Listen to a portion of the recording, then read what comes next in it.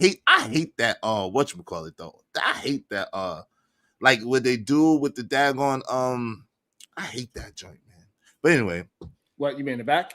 No, you know the Mars shit, because I think I'll be honest, I got my suspicion. I can't prove it yet, but I think that Mars shit is what be making our streams start crackling and stuff like that. Yeah, I can't prove it, but anyway, that's probably when they was working out the bugs. It like they got it under control now, but I think I agree as well. I think that's when they was working out the kinks. Yeah, and then too, on another note, before you answer that, it's like always on the shorts, like when you do the vertical streaming, it's like they always put the most effed up picture of you, like, you know what I'm saying? That'll be a picture that's being seen. You know, it's like, yo, come on. Yeah, I gotta every time the show's over, I gotta change that thumbnail because for some reason, even though I uploaded the thumbnail to it, it gives me a different one at the end of the show. I don't know. That is weird. That's a fact. And it's always the most messed up position, always, right? Hey, shout out to Rogue C. Good to see you, my sister in the building. My guy, JD1975 is in here. Oh, hey, Black Beauty Gaming. That's for Sharon. What's up, JD1975 in the building? Yo, make sure y'all hit the like button on both channels. We simulcasting. Y'all can support the brother Sharon on his side of the game. Make sure y'all support him. Show love to your content creators. Like if y'all have something to say, you want something to add, the link is in the chat, pinned to the top of my chat. But also you can say so through the super chat or through the Cash App. You cannot kick Sharon off the show. Okay, I appreciate y'all. Thank y'all so much. So Sharon, why do you do this, man? Why do you do this? Why do you always try to make it about the men's? Even when it has nothing to do with that. I think it's important because when I came in, the conversation was originally about marriage and contracts, right? And how men, and especially in the manosphere, this is one of the talker points that they use, is that marriage is like a business. And that's why we was relating business and contracts within relationships and how they relate. And for some reason, when we hear everybody talk about marriage like it's paperwork, like it's a contract, you sign here, you sign there, and boom, you marry. But if you let me tell you something, right? A contract don't stop nobody from cheating. A contract don't stop nobody from lying. A contract don't stop nobody from speaking out the house sneaking out the house at 2 a.m.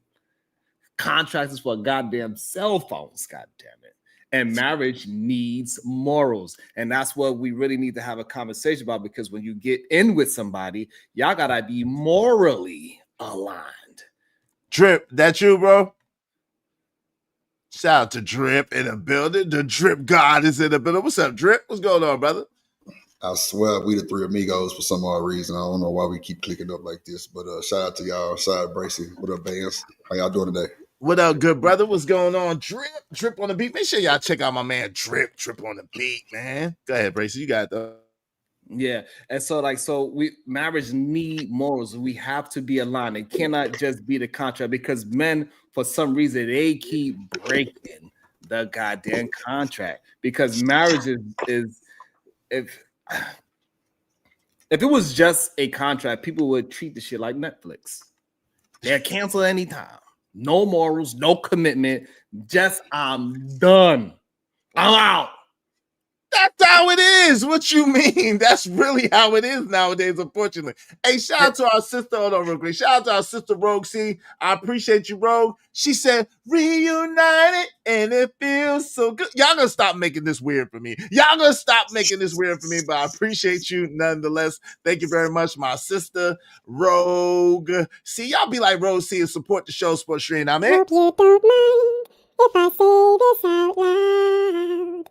How wonderful life is, 'cause you're in the world.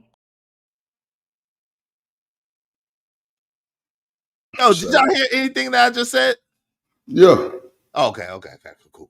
But yeah, come on, Sharon. You know for a fact that people do this all day, every day. They treat marriage like it's just going together. That's why I can't believe that y'all are against spiritual marriage, because shit, you might as well get married spiritually so you don't lose half your shit with the government. But So, but but, so but Brace, a lot of them niggas not leaving though. The A lot women of be the one that leave. niggas ain't no, trying to leave, Brace. no, that's not what happened. What happens is that the person that breaks the contract, right? They try to act like they are the victim. And in reality, the person that usually is suing is the person that have to hold the other person who breached the contract accountable. So if that man cheats, she's going to foul because she got to hold him accountable for breaking the contract by not having the same moral compass to say, hey, I'm not going to just spread my legs like mustard, even though he's pinning his thing inside anything that he falls into. No. Come on, man. You know better than that. You know black men don't cheat, man. You know better than that. I don't even know why you playing and acting like wait, you can't have it both ways, Bracy. Either black men ain't getting no cooch like that, or black men is getting all the cooch. Which way is it? Because let y'all tell it, most of these dudes are not doing a thing, but now all of a sudden they creeping at 2:00 in the morning, they getting all this cooch by the pound, they doing it. No. Generally, in business, you're 100% correct. In business, yes, it's usually the person that breaches the contract that gets sued. Yes. However, in marriage, no. It's until you get on my nerves, until you upset me, until I don't like you today, do we part, unfortunately, in modern marriages. And you know it, bro. You know it. Shout out to my sister Rogue C is in the building. Good to see you, Rogue. Hey, sis, good to see ya. Good to see you, beautiful. Glad to see you. Go ahead, and so the issue that we have is that, like, I agree, black men do not cheat, and the problem is it's a lot of boys getting married out here. They are stuck in arrested development. They don't want to grow up. Your hand clapping. Yeah. They are stuck in arrested development. A lot of them are stuck in teenage years up until they 32. They start off at 16, but after that, they don't turn into an adult until they 32 years old. And that's when majority of our young men are turning into actual adults. This is why we see that they start to pay attention to their career. They start to say, I need to settle down. I need to get this. And this is when majority of our people start moving in the right direction. They stay in adolescence for way too long. And we got to start waking our young men up by being in alliance and saying what is the right thing, and not have it as if it's a nuanced thing. Oh, you could do a little bit of this, a little bit of that. As long as you come home and say that you love her, absolutely not. There's no more fence straddling, because the fence straddle has been a failure for the past 50 years, or at least for the past 10 that the Manosphere Rim Brothers has been in existence. What's the? And I'm gonna let my man Drip get in here, because Drip been trying to get in here, and then after that, Rogue C. What is this fence straddling that you're talking about? And then Drip, you got it, and then Rogue, you got it after that. I'll answer. Yeah, Free Zone. It is an open panel. Yeah. So the fence straddle I'm talking about is that when we having these conversations, people, especially the men, they are way too open for if this and if then that. So, hey, as long as I love you and come home, it's okay if I fall and slip and trip inside of a vagina every 2 years, because I really do love you. I'm telling the whole truth because I love you. I lie to you because I love you, girl. Don't you see? Absolutely not. Wait, what? Wait, hold on. Nigga, what? You lost your rabbit ass mind. Wait, what? Who is doing all of this stuff that you're talking about? That's what these young boys are saying. This is why we gotta mature them into men of some substance. If we have them on one side of the fence and they gonna defend that side of the fence, this is gonna bring out stronger young men and stronger outcomes, so they could take that goddamn master and take off this lust that they have. But way too many of them just have lust on their mind. That's why OnlyFans is going so crazy. For who? It's going crazy for married young boys.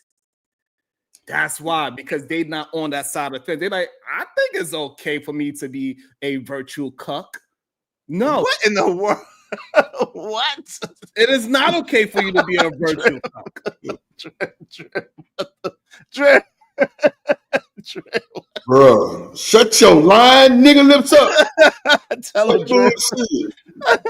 Yo, it'd be mostly. Drip? Hold on. Izzy Bears, if you a man watching another man do his thing, Oh man, You are we virtual. don't, but this is what I'm saying. First of all, Instagram doesn't leave anything to the imagination. So if you got Instagram, you can see it for free. But what I'm saying is, Drip, why do they make it seem like? Why do they be putting these white man issues on us brothers like this? We know, for a fact, it ain't mostly no brothers paying for no damn OnlyFans, nothing. I don't know no guy that has no OnlyFans. What say you, Drip?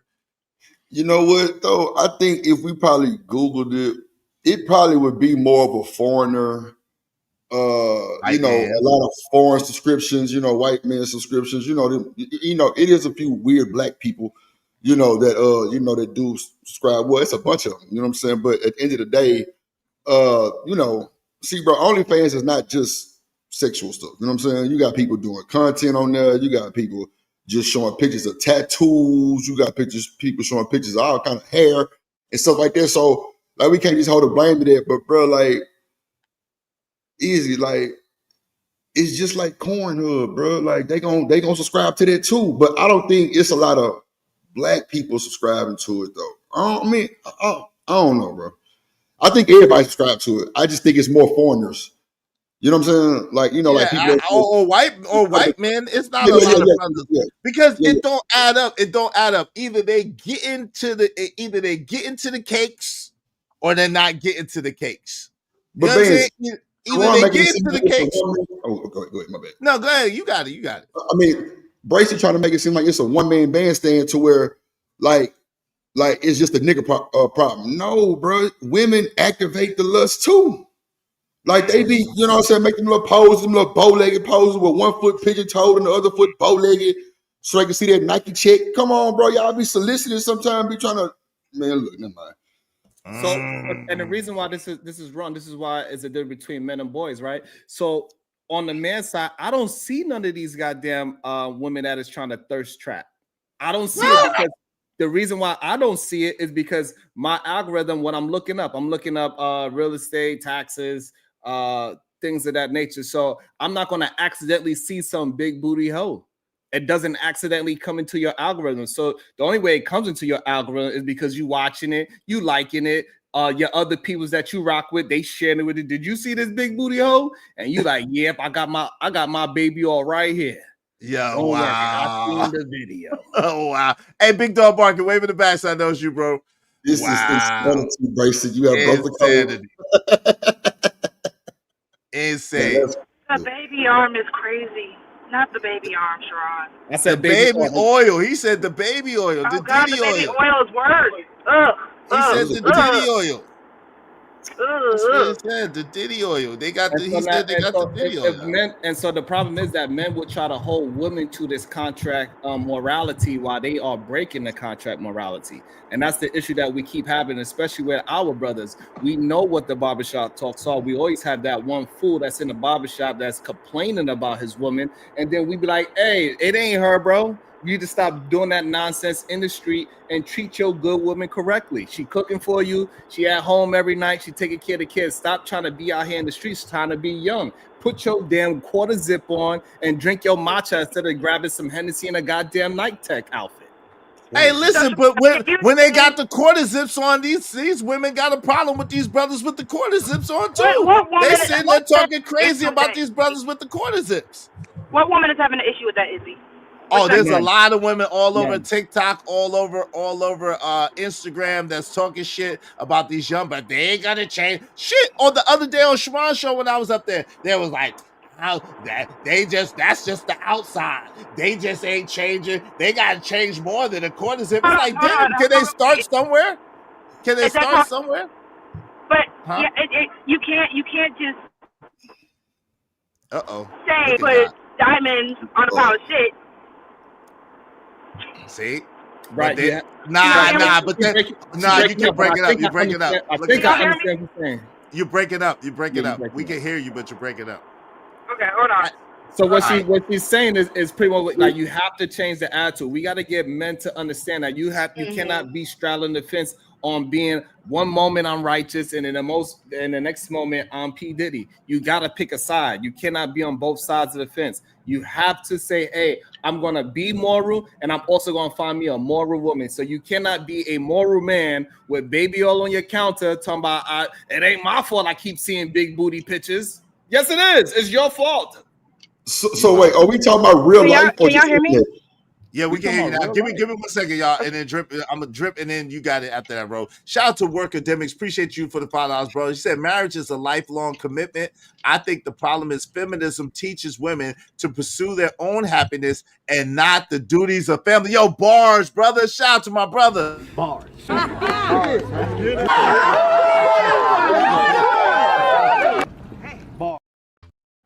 Thanks, man. I appreciate you, man. That's a fact. Shout out to Raj Will. What's up, Raj Will? What's going on, family? Yeah, go ahead, Drip. What was you saying? And then Rogue, you got after that, and then Big Dog Barking, and we'll move it around. Go ahead, Rosie. I didn't forget what I was. I seen your beauty, not your booty, and I'm sorry. Go ahead, you got it. Oh Lord, you was mesmerized. See, this is the part of the problem: mesmerization, Lust. lust, and low No. prioritization. Go ahead, Rosie. Go ahead. Go ahead.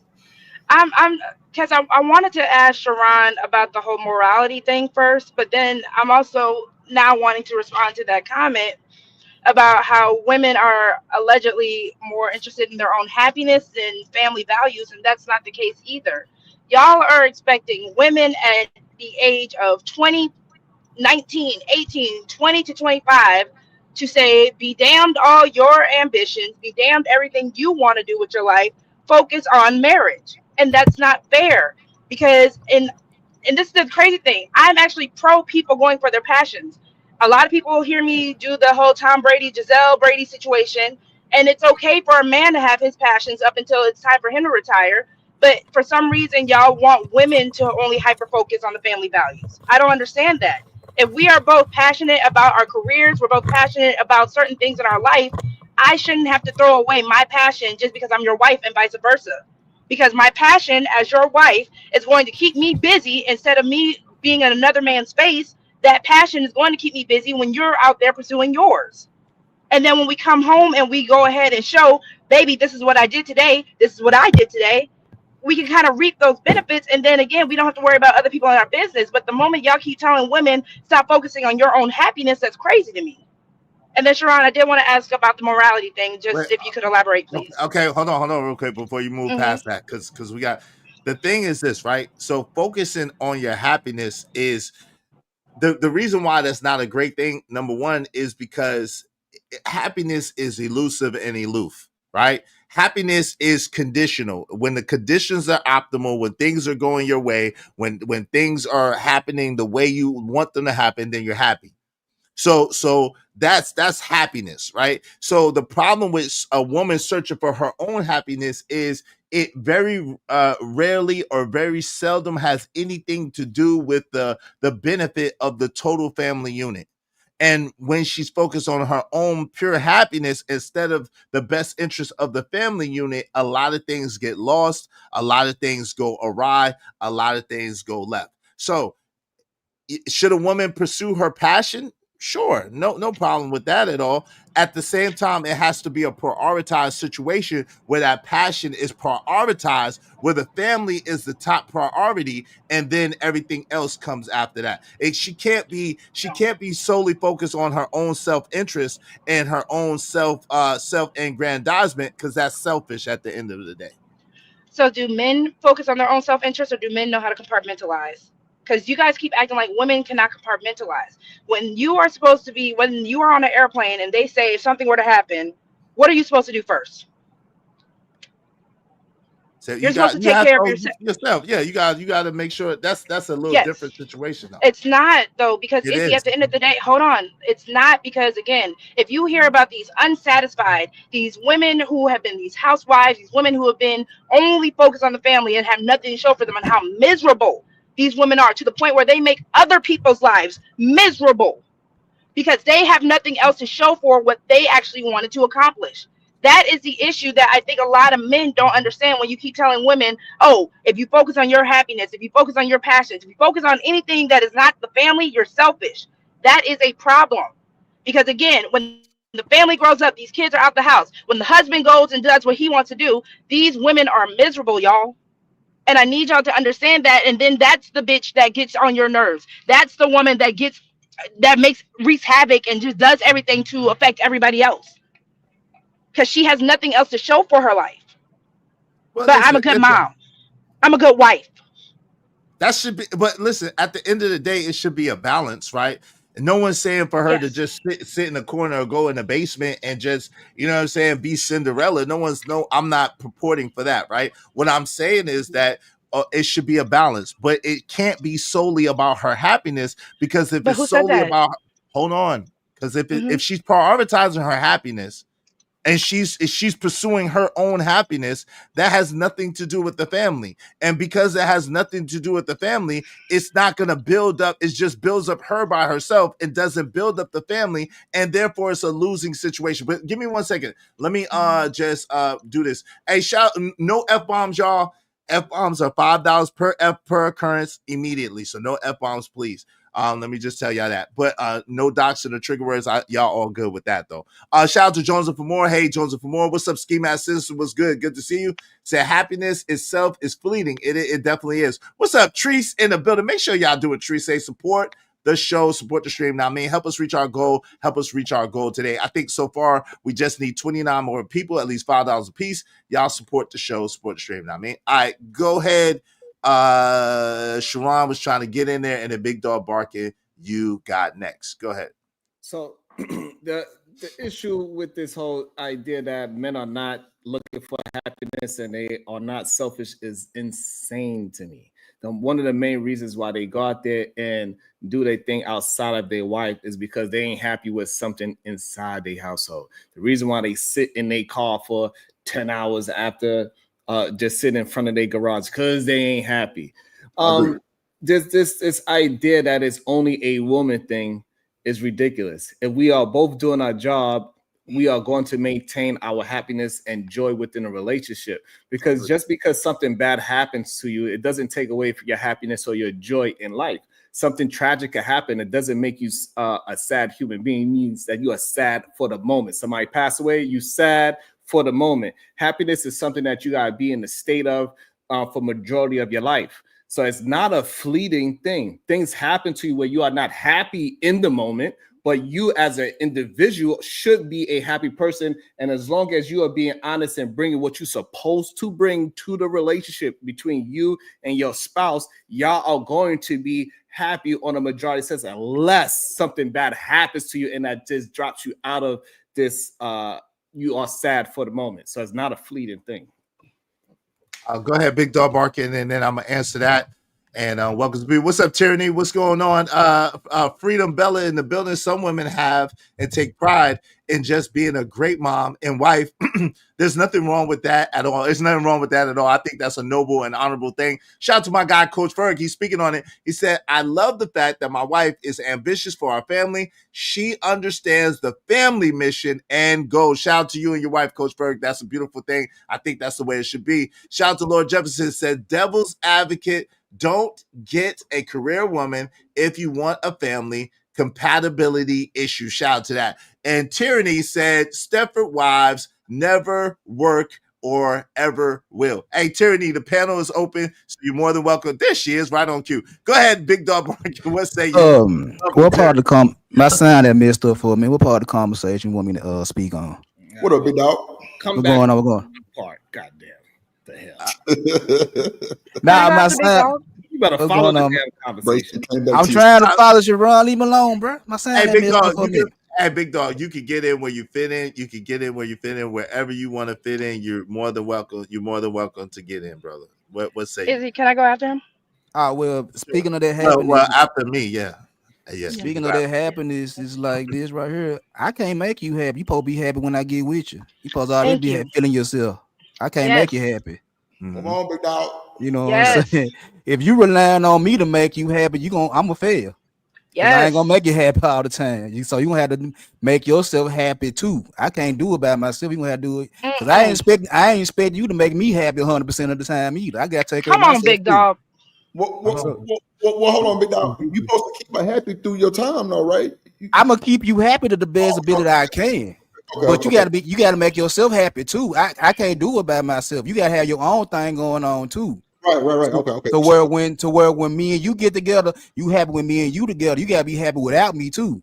I'm with you. Yes. I'm with you. Yes. Well, Thank well, you. hold on, let him finish. Go ahead, big dog. You done, or Oh did you want yeah, to? I land my plane. I land my plane. All right, so let me say this. Like again, to me, and this is just my opinion, but I think that the pursuit of happiness is the fact that is the reason why people are so miserable today. Because again, happiness is circumstantial. Joy is a faith walk, meaning you always supposed to have joy. The joy of the Lord is your strength. Joy inside, joy is eternal. Happiness is external circumstances and situations that make you feel a certain type of way. So while yes, you should always have joy and be joyful, this whole thing about pursuing happiness leaves people depressed and leaves people feeling a type of way because it's something that you cannot attain all the time. It's very, very temporary. It's very, very elusive, and it's very, very aloof. You have happiness for a moment, and then you won't be happy anymore. You'll feel elation for a moment and happiness, and then you won't feel that anymore. So I think that we should not go pursue such temporary things. We should pursue more tangible, more real things. And big dog, you're right. No one can make no one else happy. That's something that you have to decide within yourself. But the better thing to do is to decide to have joy and live in joy and have a joyful existence. Go ahead, Rogue, and then Tyranny, and then Sharon. You want to get in there? You Nah, got let it. me get the push Ron there. He already said something. Shit. Okay, Hey, okay. Tyranny Boo. What up, Go ahead, Terry? Okay. Rogue. So I just wanted to, because I'm seeing people. Oh, I used to like Roxy. Roxy is not saying anything different that she's never said before. A woman who is also happy within herself makes a good wife. I'm not understanding what men don't understand when it comes down to a woman who has no other goal. We saw it in Coming to America. What do you like? Whatever you like. What do you want to do? Whatever you want to do. That is not a good woman for y'all. At all. If she's just strictly saying, okay, cool, my own life, when these kids are not in my face, when these kids are in school with their friends, when you are with your friends, when you're going to the gym, when you're going to the golf club, whatever else you're doing, when y'all are in my life and I have nothing else to serve, I have nothing else to do. Is that really the happy woman that y'all think that's going to be? Again, I'm not saying a woman should not be able to enjoy being a wife, enjoy being a mother. I've done it. I'm saying when that is all you have and you do have other things you want to pursue, when you do have other things that you want to see in life for yourself, not just for your family, that's not wrong. You're not a bad woman for that. If you are a woman who can compartmentalize, who can balance, who can do these things, yes, for the women who do want to just strictly be career focused, they are strictly career focused. They're not worried about y'all. They're not worried about having a family. And those are the women you get mad at. Y'all don't want to find the women that actually match what you are looking for in life. And that is my issue with these men on the internet, because y'all just want to complain. Y'all never want to say, let me go find the woman that actually matches my swag. Y'all never Bro, do. Hold it's on, the internet. hold on, real quick, because that's so that's false, right? So at the end of the day, right, you can listen. As I opened up the stream by saying a man or a woman, mankind, they can choose whatever they feel is most desirable for their life and the best outcome for themselves. I said I that wasn't from the here beginning. there yet, Izzy. I Okay, wasn't here. I got that, but I said that from the beginning. So, but Okay. now what I will say is this: no, that's not the case. At the end of the day, some men I would say do get mad at women for whatever they want, but like over here, we're not mad at for whatever a woman wants to do. If it either it aligns with us or it doesn't. But I think Mm-hmm. the problem is part of what you're saying really is not about happiness. You're really talking about purpose, and you're really talking about the fulfillment of a woman due to doing other things besides just being a mother and being a wife. And listen, I don't think there's anything inherently wrong with that as long as it doesn't excuse me, as You long just as it doesn't interfere with her being a wife or a mother. You see what I'm saying? So as long as it's in tandem and in unison with her being a wife and a mother, and she's pursuing other things that make her feel fulfilled and make her feel like her life is worth living, that's beautiful. That's a wonderful thing. I don't want you up under me 24/7, 365. Go do something else. Do some knitting, do some crocheting, do some water painting, some decorating, whatever the hell you want to do that doesn't interfere with my child or with our union. You're good. I say this all the time. I let Tyranny So can I give you some pushback real quick? Sure. You got pushback for that? That's good. I do. I just have a little pushback. I just wanted to ask, because those quote unquote hobbies you gave, those are hobbies. So if a woman wants to be a writer and she actually wants to be a successful writer, if a woman does want to, because I've seen plenty of women with quote unquote careers. You have news anchor women, you have amazing women, amazing career in past, congressmen, all this stuff. What is the issue if she is still being a mother, if she is still being a wife? Not just a hobby. Wait, no, that's what I'm saying. Listen, as long as whatever she's doing does not interfere or take away from her being a good wife and a good mother, I have no problem with it at all, because some men have different desires. So some men are okay with that. Some men are cool with that. Some men aren't. It just depends. But as long as, for me, overall, generally, as long as it doesn't interfere with her being a good mother or a good wife, I'm absolutely okay with it. Shout out to Freedom Bella. Real quick, shout out to Freedom Bella. Thank you for the $4.99. Say, great show, Izzy. I appreciate you. Let me let Tyranny get in here, drip your next. And then after that, Sharon, and then Big Dope, and then JD 1975, and then we'll open it up. All right. Thank you so much, Freedom Bella. I appreciate you, sis. Okay. Hey, Rogue. Hey, girl. I agree with everything she said. Okay. Okay. Question: have you guys seen the movie Stepford Wives? No, I heard of it, but okay, you guys should see that movie, because you guys want women to become exactly what that movie is. These men had to make their women by mind control be cooks, be cleans. When they came home, they fixed their meal. Everything was perfect, except these men had money. Okay, they didn't have to work. The women didn't have to work. They didn't have to do extra stuff. Okay, but even with their husbands having that financial assistance or being able to help them in a financial aspect, it still was too much for the women to just be like, yeah, I'm gonna sit at home and I'm gonna do everything my man wants. I did that and it drove me crazy. Because is that why you act like that right now? It drove me crazy because no matter how good I did stuff, he wanted more. And then I heard you guys saying something about, OnlyFans and stuff like that. When I feel like when men start watching porn, or when you guys corn. I'm sorry. Okay, I'm sorry. Corn. When you guys start watching corn and stuff like that, you guys start expecting more of your woman. So even if she's feeling like she's doing everything she can at home, I feel like some men will be like, okay, you know what? That's not enough. Do more. It will eventually drive the woman crazy. So I feel like the best relationships, the best partnerships is when a husband's like, baby, do you? And the wife says, husband, do you? And when we come home, we can make it beautiful together. That's all I'm going to say. Yeah, that's why women are not supposed to lead, because that's goofy. So let me just tell you why it's goofy. Whoa. That's disrespectful. Hold on, I'm not trying to disrespect you. I'm not disrespecting you, Tyranny. What I love you. Lead. I love you. Hold on, Tyranny. When you were talking, I didn't say a word. Give me a second to complete my thoughts. Also, the insult. I love you.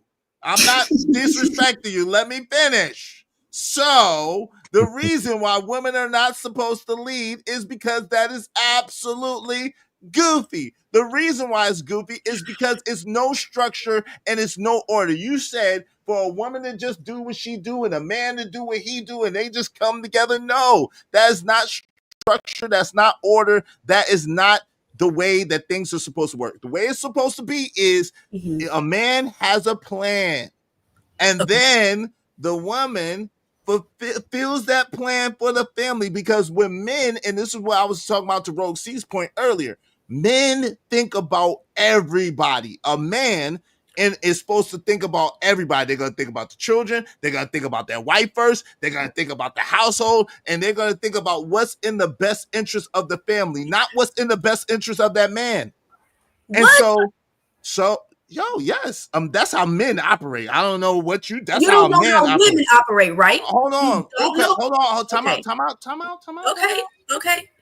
A man is going to have a plan that's going to be in the best interest of the family as a whole. It's not going to be just what makes him feel good. It's not going to be what just makes him happy. It's not going to be just what he wants. A man is going to make a plan that's going to be for everybody. And so that's what I'm saying. Like at the end of the day, yes, women should be able to do the things that make them feel good or make them happy to a certain degree, but that should not be a priority for them. That should not be at the forefront. What should be at the forefront is serving her husband and serving the family. The same way what should be at the forefront of the man's mind is serving his wife and serving the family. Okay, so I'm going to disagree. Okay, you think like a man and women think like women, and you guys don't know how women think. You just date us. Okay, hold on. Oh, huh? You said you ain't go up. Yeah. What about Terry? Yeah, that's fine. Okay, you guys don't know how we think, so I'm letting you know. We're not raised to kiss nobody's butt. That's not how we're raised. So if you want your daughter to grow up and kiss the next man's butt, you're going to see the results of that. She's going to be hurt. What you really want is for what's wrong with saying, okay, for example, baby, I know you got your business going on and I have my business. I'm going to do my business. You're going to do your business. And then when we come home, we're going to take care of the family together. What's wrong with that? You're making it sound like I'm supposed to be in not a spiritual submission, but a worldly submission. That's what you sound like you want. That's not even how the Most High God wants it. He never said, I am creating woman to serve men. That's not what he said. And actually, that literally is what he said. That's exactly what he said verbatim. Hold on, Izzy. When my last marriage, I asked the Most High, what did I do wrong? And he replied, you put this man over me. That's what what's so funny about that? Wow. You don't put no man over him. And that's what you want, Izzy. That's a false, but so what you're saying is not even scriptural, right? So you're trying to use a scriptural thing, and what you're saying is not scriptural. So scripturally, if you talk about the Bible, and I don't argue about the Bible, but you can look it up. In Genesis 3:16, the man is to rule, the husband is to rule. The wife's desire should be to her husband, and the husband shall rule over her. So that's literally a curse. Don't do that. That's a curse. Time out. That's a curse. Genesis chapter 3, verse 16 through 19. Time out. Okay, time out. I didn't interrupt you. I'm yes, talking. You did. I'm talking. Relax.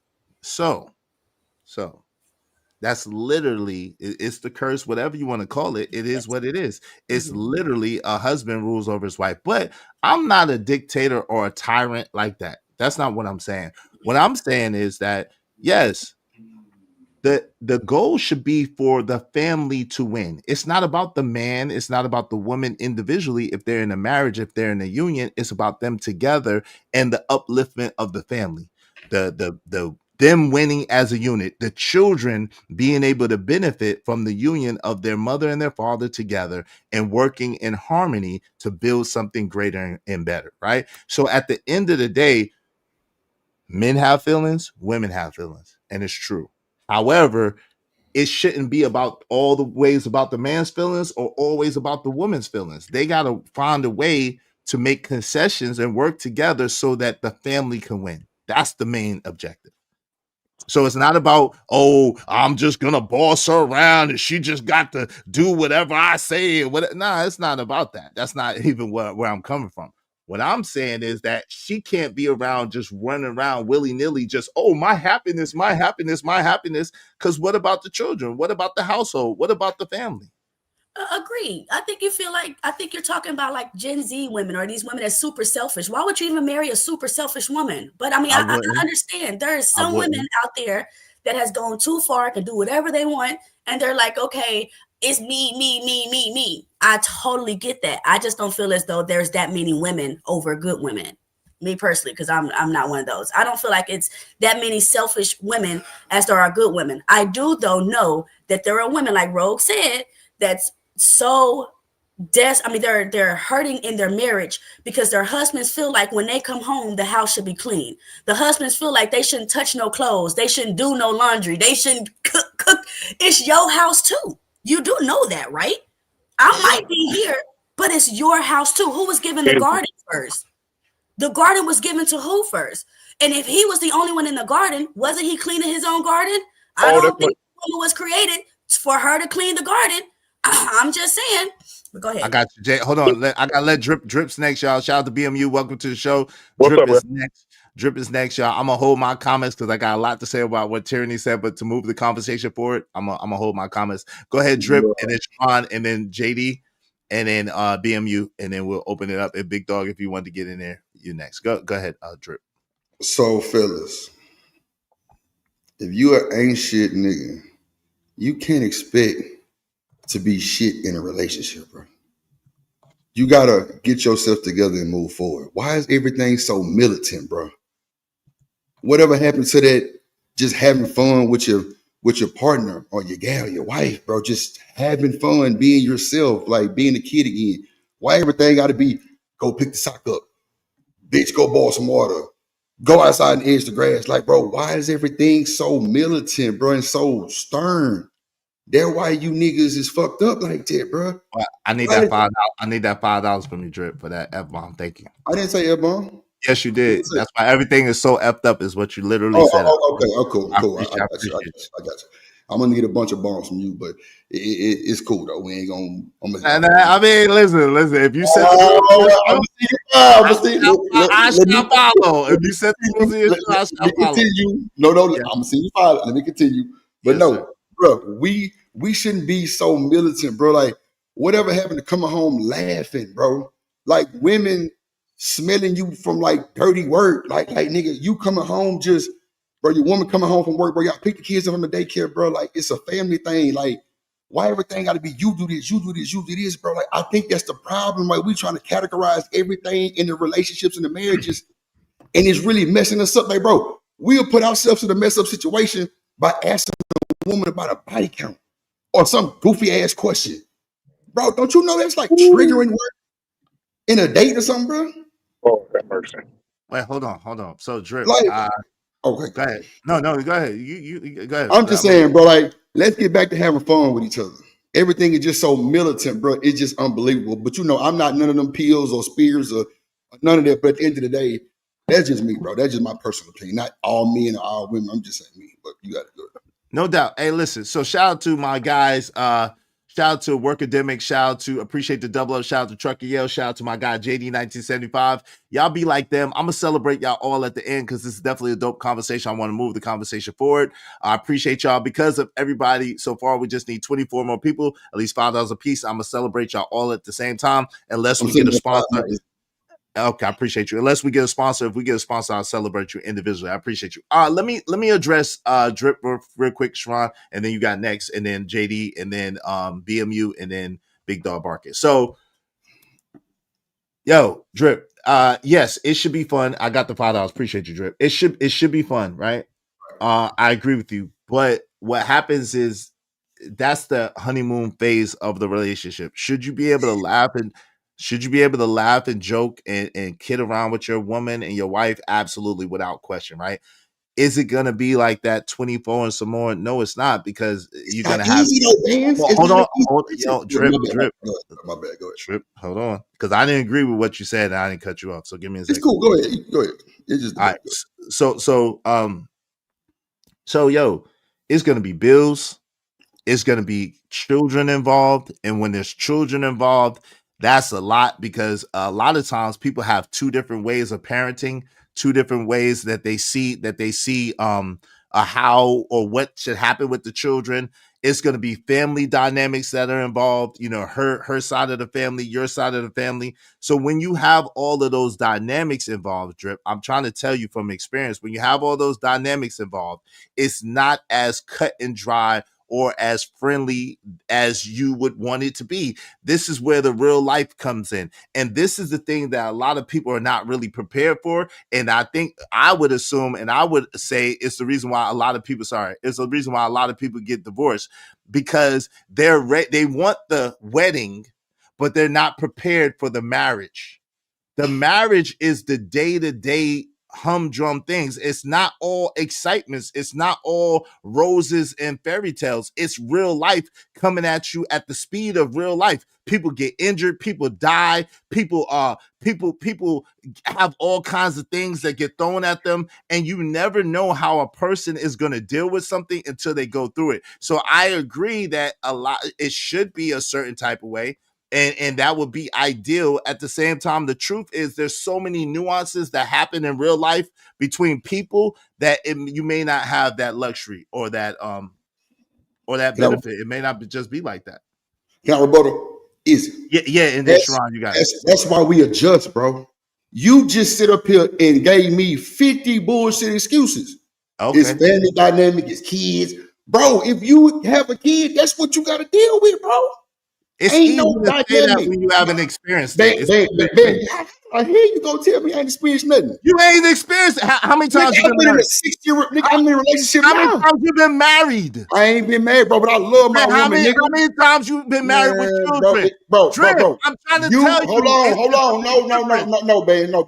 I'm not disrespecting your marriage or your kids, bro. It's cool. I raised my niece and nephew, nigga. Like they were mine. And, bro, they got their rooms in my house. Like I just bought the nigga a Lamborghini bed, the Dogo, all kind of shit. Like, nigga, I'm his good. I'm the great uncle, nigga. Yes. I take care of them niggas. And guess what? I pay my bills. I handle my business, nigga. I've been just hit by 18-wheeler, nigga, and still rocking. Congratulations. It's not. So why is it hard for you to do that? Why is it hard for you to do that? Hold on. It's not. But the thing is, Drip, before you get into your ego, hey, shout out to everybody that's sitting. Ego, stop. Hold on. Come on, baby. Hold on real quick. Shout out to Stan Manson. Shout out to Shanika. Appreciate you, sis. Welcome to the show. Shout out to the book of RLM. Appreciate y'all. I'm gonna read y'all comments in a minute. Give me a second. Thank y'all so much for supporting the show. I really appreciate you. So, Drip, this is the thing what I'm saying to you. And this is the part that experience and youth and non-experience often clash. And just listen, hear me out, fam, because you know I got nothing but love. Hear me out. I got nothing but love for you. This is not an attack on you at all. I'm just being honest with you. I'm being honest with you. What I'm telling you is that a lot of times people are not prepared for the day-to-day that happens within a marriage and within a union. They want the highlights. They want the good times. They want the cheers and the hoorays and the happiness, but they can't stand the rain. They can't stand the tests, the trials, the tribulations, and the hardships that come. And if anybody is being honest with you that's been through a marriage, they will tell you it's challenging sometimes. And the challenges that arise, the reason why a lot of marriages break up is not because men are just running here, there, and everywhere. It's because a lot of people are not prepared for harder times. A lot of people are not prepared for the challenges that come to being with somebody who's not been raised like you, who doesn't think just like you, who's not just doesn't operate just like you.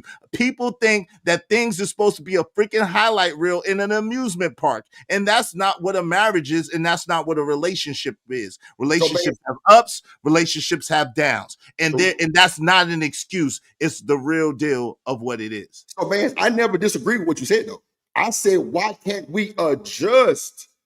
I'm not going against what you're saying. What you're saying, it is some people like that. That's true. I didn't see you was caught up.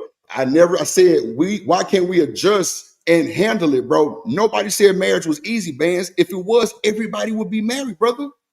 We have to sacrifice. A lot of people, like you say, are not prepared to do that. I'm not disagreeing with you. I'm just saying, if we supposed to be leading some nigga, why can't we put that on our back and rock out? We do, but again, what people are failing to realize is not just you. And this is the part, right? It's not just you. Hold on. But yes, you're the leader, but it's not just you. And because it's not just you, what a lot of people fail to realize is it is a woman who's an autonomous being who has an ability to decide and think for herself what she wants. And sometimes what she wants ends up being different than what you want. But And guess that's what? Is it what, a real woman goes stand behind a man? hold on. And that's where the problems come in, because you can't force a woman to do shit. She But has a right. Hold on. She has a right to decide what she wants, how she wants, and where she wants to go. And sometimes people grow apart, and her idea is not the same that it was when you first got together. And this is the challenging part. You can't alpha your way through. Shout out to Hoodservative. You can't fight your way through. You can't force your way through. You gotta allow a person to do what they feel like is best for them. And sometimes it's not what makes you feel good and not what makes your life good. Vance, once again, I'm not disagreeing, big dog. That's what I'm trying to tell you. I'm just saying, why can't we be leaders and lead? If she a good woman and she gonna stay down, she gonna trust her man to make the Yes. make the final decision. But those are the relationships that last. But what the problem is, That's all I was speaking on then. what you're not acknowledging is the reason why most relationships don't last is because you can't lead your way through that. You can't fight somebody to fight them for them. That don't happen. You can't make somebody want to be with you that don't want to be with you no more. You can't make somebody listen to you that wants to do things their own way. That ain't gonna happen. It's not gonna happen. I didn't acknowledge it, bro, because for the third time, I did not disagree with you. I know that's going on, Easy Bands. I got partners in marriages right now with what you're saying. That's going on. They don't even sleep in the same bed. I swear to God. I'm just saying the positive outcome on it. We always be negative on it. I'm just saying, why can't we do what we really need to do and how we really was raised and take over and lead forward, bro? That woman, if she love you and trust you, bro, she gonna listen to your final decision and trust that her man is gonna make us better, and the household will never be hurt. Drip, that's the way it should be, but the society, unfortunately, hold on, that's the way it should be. You're right? Unfortunately, society is a perpetual antagonist against that, and teaches women much different and teaches men much different either, to be quite frank. But go ahead, Sharon, you got the floor, and I'm gonna pass it to JD, and then Free Zone Lou, welcome to the show after Big Dog Barking, and we're gonna pass around. Welcome with Shanika. Shanika's after that, and let's keep the conversation going. Appreciate you. Well, matter of fact, I apologize because the cash apps and super chats are starting to pile up. Give me 1 second. Let me acknowledge the people that sending money, because I want y'all to continue to send money. Shout out to Freedom Bella. I appreciate you. She said, great show, Izzy. Appreciate you. Shout out to Workademics. Workademics said, there's nothing wrong with women pursuing happiness. The problem is that women expect their partner to provide them happiness. That's a decent point right there. Workademics $5 also said, corn is toxic to men for setting unrealistic expectations of sex, just like culture, i.e. love movies, are set unrealistic expectations of a relationship. Shout out to you. Appreciate you, man. Shout out to Trucker Yell. Thank you for the 20. He said, Young Bull's tyranny is the gaslight of hell. Pull her microphone, usher her out. Respecting your man is okay. So Tyranny, you got 15 minutes in the box. Shout out to Tyranny. You got 15 minutes in the box. Nobody can boot Sharon. Trucker, yeah, waving the backside. No issue. Shout out to Stan Manson. Appreciate you, Stan. If y'all want to bring Tyranny back, she didn't get to say much. It's only $20 to bring Tyranny back. Thank you, Stan Manson. Appreciate you, families. Thank you to Shanika. Appreciate you, sis. For Drip F-bomb. Shout out to Shanika. He paid it. So Drip got a credit of $5. Shout out to say, fuck it right now. Go ahead. There you go. Hey, read my cash app. Oh, I'm sorry. I dropped the wrong damn person. Did I drop the wrong damn person? Hold on. I dropped this nigga. Oh, I'm sorry. I dropped Shanika. I didn't mean to drop you, beautiful Shanika. I'm sorry, beautiful. I'm like, what I did? Nothing. Hanging out with this knucklehead. That's what you did. Hey, shout out to Booker RLM said, keep killing the game. Izzy, women submit. Life is so much easier. Listen to Booker RLM. Shout out to her. Shout out to my guy, L Nix. Something to think about. Appreciate you. People talk about leadership. I question why y'all never define Followship. Ooh. Any hard. good leader has once been a good follower. Leader is one part. Shout out to that. Shout out to that. Shout out to that. Oh my God, JD 1975 said. He said for the show and drip. Oh, you dropping them or No. I gave him a credit for the F-bomb. So he got two credits. He got Nah. Hey, drip. Don't say no more F bombs, bro. I ain't say no more F-bombs. I ain't say Okay. I'm just saying you got credit, but don't do that. Hey, y'all can bring Tyranny back. It's just 20. Thank you, Sharon, for your patience. You got it, Sharon. What say you, bro? Go ahead and cook, Bryson.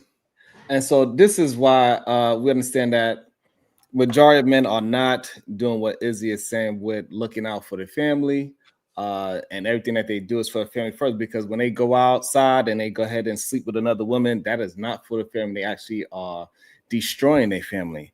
And morals are what makes marriage real. Morals are the difference between saying I love you and actually showing up when it's hard, right? So the morals is what keep you from saying, well, technically the contract doesn't say I can't flirt with the bartender.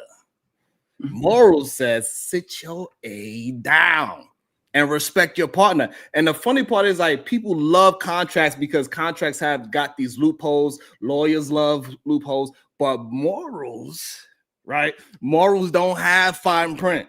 Morals are simple. Don't lie, don't cheat, don't disrespect. That's it. It's no asterisks, it's no damn footnotes. There's no see page 12 for exceptions. So marriage without the morals part is what Drip is really is attempting to communicate, and people are trying to act like they don't understand it. It's like a house without walls.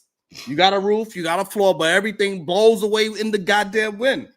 And the morals are the walls. So you got to keep that storm out. You got to keep the family safe. Come on, man. Right. Now, morals, and that's true, right? Morals, I agree with that. But morals, no, you're not cooking, because morals work two looking like ways. handyman. Chill out, Sharon. Right. Morals work two ways. And the problem with you, Sharon, is you try to browbeat men and try to beat down men who generally are more morally sound. And then you try to excuse the debaucherousness and the treachery of women who a lot of times are not as morally sound in these modern relationships. So yes, moral is the fabric that would keep a relationship together. However, the problem is most people do not have the same moral code or moral base. And that's what the issue is, whether they be men or whether they be women. And it's not one-sided as you try to make it seem. Yo, my man JD, what say you? And then was Shanika here? Free Zone was here first, I think, and then Shanika. Everybody get it back and forth. And then Trucker, yeah. Hey, Hold on. You can go ahead, Sharon. If you want to reply, you can reply before JD. Hey, you can let Shanika go before me. Okay. Shout out to that. The issue is that we hear the men communicate. What they communicate is not what you are saying. Majority of men would literally say, yes, I might stick my peen in something else, but I love you and I come back home every day. Majority of men. I don't know about majority. I can't say majority. Come on, Sharon. Majority. Majority of married men don't say that. Come on, Sharon. I heard them say that. There's nothing wrong with a man. I said it plenty of times. Majority of men are willing to put women through these shit tests. Their wives? Yes, put their wives through it. Yes. They this is why Drip was saying that, like, we can't be so militant and make it so unpleasant for them and say, hey, happiness is fleeting, so don't worry about your happiness. Why would you worry about that? I love you. I'm putting you through all this. I'm cursing you out. I just lay on top of you. I don't do no housework, and I might put my penis inside of another woman. I'm doing all these different things. Man, at least I don't think I said if a robber the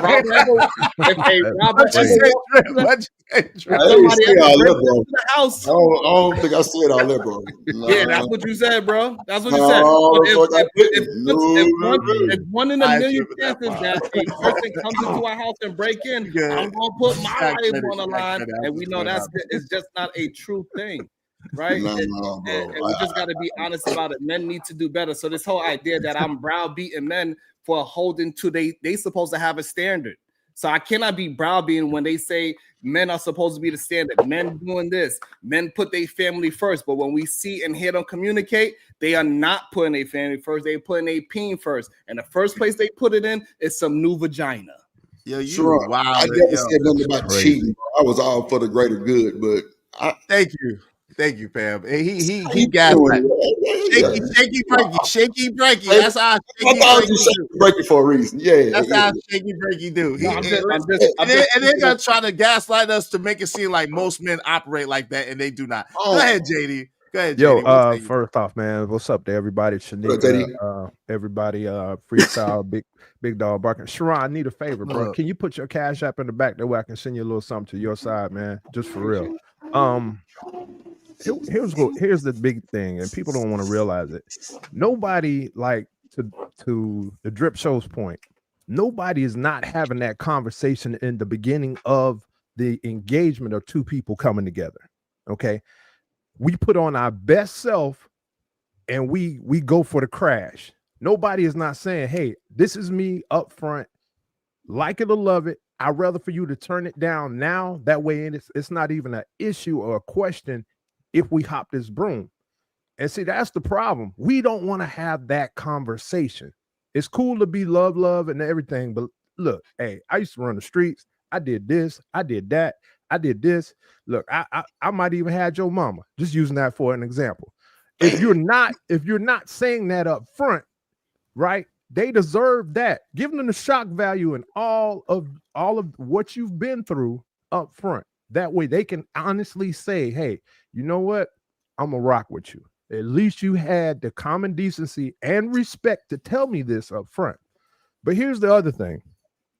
Even if you don't have that conversation, and I've said this before, people got to understand marriage is an enhancement.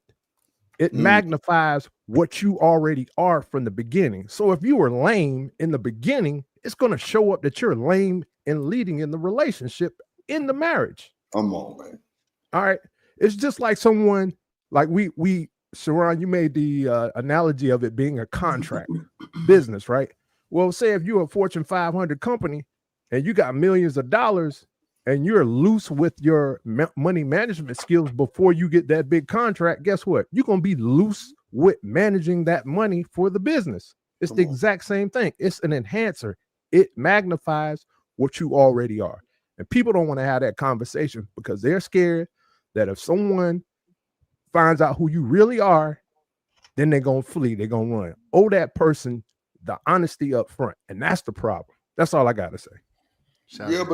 And I would like to answer this super chat too. Wait, can I read? Okay, go ahead and read it then. You gotta read it if you're gonna answer. You gotta read it because I haven't even read it yet. Go ahead, you got it. I can't see it. Okay, go ahead. Here you go. L Nix, something to think about with the 10 ball. Shout out to you. Appreciate it. Make sure everybody support your favorite content create. Dollars, 10s, 20s, 100s, 50s. We accept them all. The issue is debating to win instead of having honest conversations. You can't describe human behaviors that only attach it to one side. Everyone has to put in work and receive the reward or punishment. Facts, L Nix. Facts, big facts. And so the issue with this comment is that we all have an honest conversation. And that's 100% true. My opinion is 100% honest from my point of view. Izzy's is his, and vice versa with everybody else on the panel, right? And also, I cannot describe how a woman feels because I've never been one. I've never been tapped into her emotions to say I'm going to speak for a woman. So I only speak to men because I can relate to a man and explain and express what I've been through and what was my mental state when I was going through hardships or good times with my woman. Hey, shout out to L Nix. Appreciate you, fam. What's up, Cash Kid? Cash Kid in the building. What's up, Corey? Corey Loves Burners here. We in for some treats. Corey Loves Burner is in the building. What's up, Corey? What's going on? Hey, my guy, Savage. Nobody has the same moral base. That's a fact. And I said that. It is a fact. Most people don't because, listen, you know what? Just like none of us have the same fingerprint and none of us have the same toe print. I don't know why we expect people to think exactly the same way we think or operate the exact same way we do. That's an exercise of futility. It really don't make sense. What's up, Smitty? What's going on? is what he said was base, right? So we can all have the same moral base. Would it be exact? That's a different argument, which I understand that. But the same moral base, if we have a Christian base, that is just a base. Doesn't mean we agree everything in the Bible or whatever religion or whatever ideologies, philosophies that we have. So you can absolutely, like what JD said, if we are in concert, we are having conversations, we can see where our base is at. And so as long as we have a base, we don't have to stray too far away from our base. And that's how we will build better relationships, by getting men to take off that mask and say, hey, this is who I am, and represent that to a woman. So this way she could say yes or no from the beginning. Fam. Stop acting like you are something that you are not. You gotta stop. You talking about women that wear fake eyelashes, fake hair, fake daggone eyebrows, fake god doggone makeup, all the makeup, and then you're telling brothers to be real. The women are the ones that are fake, bro. They live fake, they think fake, they breathe fake, they sleep fake. They ain't the fake ones. They get BBLs and all types of other stuff. They work in sorcery and trickery and daggone magic. What you talking about? Right. And then you talking about the brothers being real? Come on, man. You gotta stop. And so the issue is that none of those things have nothing to do with character. Just because somebody want to put something superficial on, right? We also know men wear toupees. Men dye their beards. They put mascara on their beards. I don't know why they took still in their goddamn wife's mascara, but they do, and they put it on their beard. That's what you did? You put some mascara on your beard? I don't know. My braids is coming out beautifully. I don't mind it. You don't got gray today. You don't got gray today. I enjoy getting that wisdom. We also act as if men don't do these same cosmetic things. We know men get their teeth done. Men get their you put mascara in your beard. I see how you got it. My fault. But no, it wasn't a shot though. It wasn't a shot. It wasn't a shot.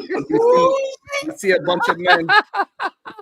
We see a bunch of men in these spaces doing y'all ain't ish. You ain't, man. You ain't. You slick, boy. You slick. You slick, boy. Goddamn. So what I'm saying is that so we cannot use these things that they do makeup as a way to say that that's a part of their character. Just beautifying themselves is not a part of who they are as a character flaw. Yeah, hilarious. Hey, shout out to Corey. Corey said, Sharon is cooking as usual. Shout out to Corey. Corey's love burner is in effect, boy. What's up, Cash? What's going on? What's going on, DKTATL? Men want peace. Women want happiness. Love and happiness. Hey, welcome. Speaking of a lovely lady, our lovely sister Shanika is in the building. What say you, sis? What say you on all of this? Shout out to you. Y'all sound like some Hebrew nigga lights. Damn. Y'all are on one today. Okay. This is this type of day. Let's get it. Go. Seriously though, I think that a lot of, and just from my personal perspective with regards to relationships, I'm not going to speak on marriage because I have not been a part of one. But as far as with relationships, I think that a lot of people approach them on an individual with the individualistic mindset, and we are forgetting that once you take that union, you become one. And so it's not about you as the individual and what you want anymore. It's about the family as a whole and what's best for the family. Because I hear a lot of people talking about what they want as an individual, but I don't hear anybody talking about what's going to benefit the family structure as a whole. Because if I, am so focused in my career, no, it's not a bad thing, but we have to acknowledge that there is going to be a point in time where I'm going to have to make a choice between doing something for my family or doing something for my profession. And I can't do both at the same time all the time. And so sometimes, you will have to make sacrifices. And I just don't think that people are really understanding that love is sacrifice. And if you're not willing to make that sacrifice, then there's no point in joining that union. Facts. That's good stuff. I agree. Shout out to Jay Lewis. She said, I got 5 on it. Appreciate you, Jay Lewis. Thank you so much. Because of Jay Lewis, I think we only need 16 people or 15 people, one of the two. I think it's 16. Y'all support the show, support the stream. Now, help us reach our goal. Help us reach our goal today. Yes, 16. Hey, Shanika, I agree. I couldn't agree with you more. I agree with you wholeheartedly on that.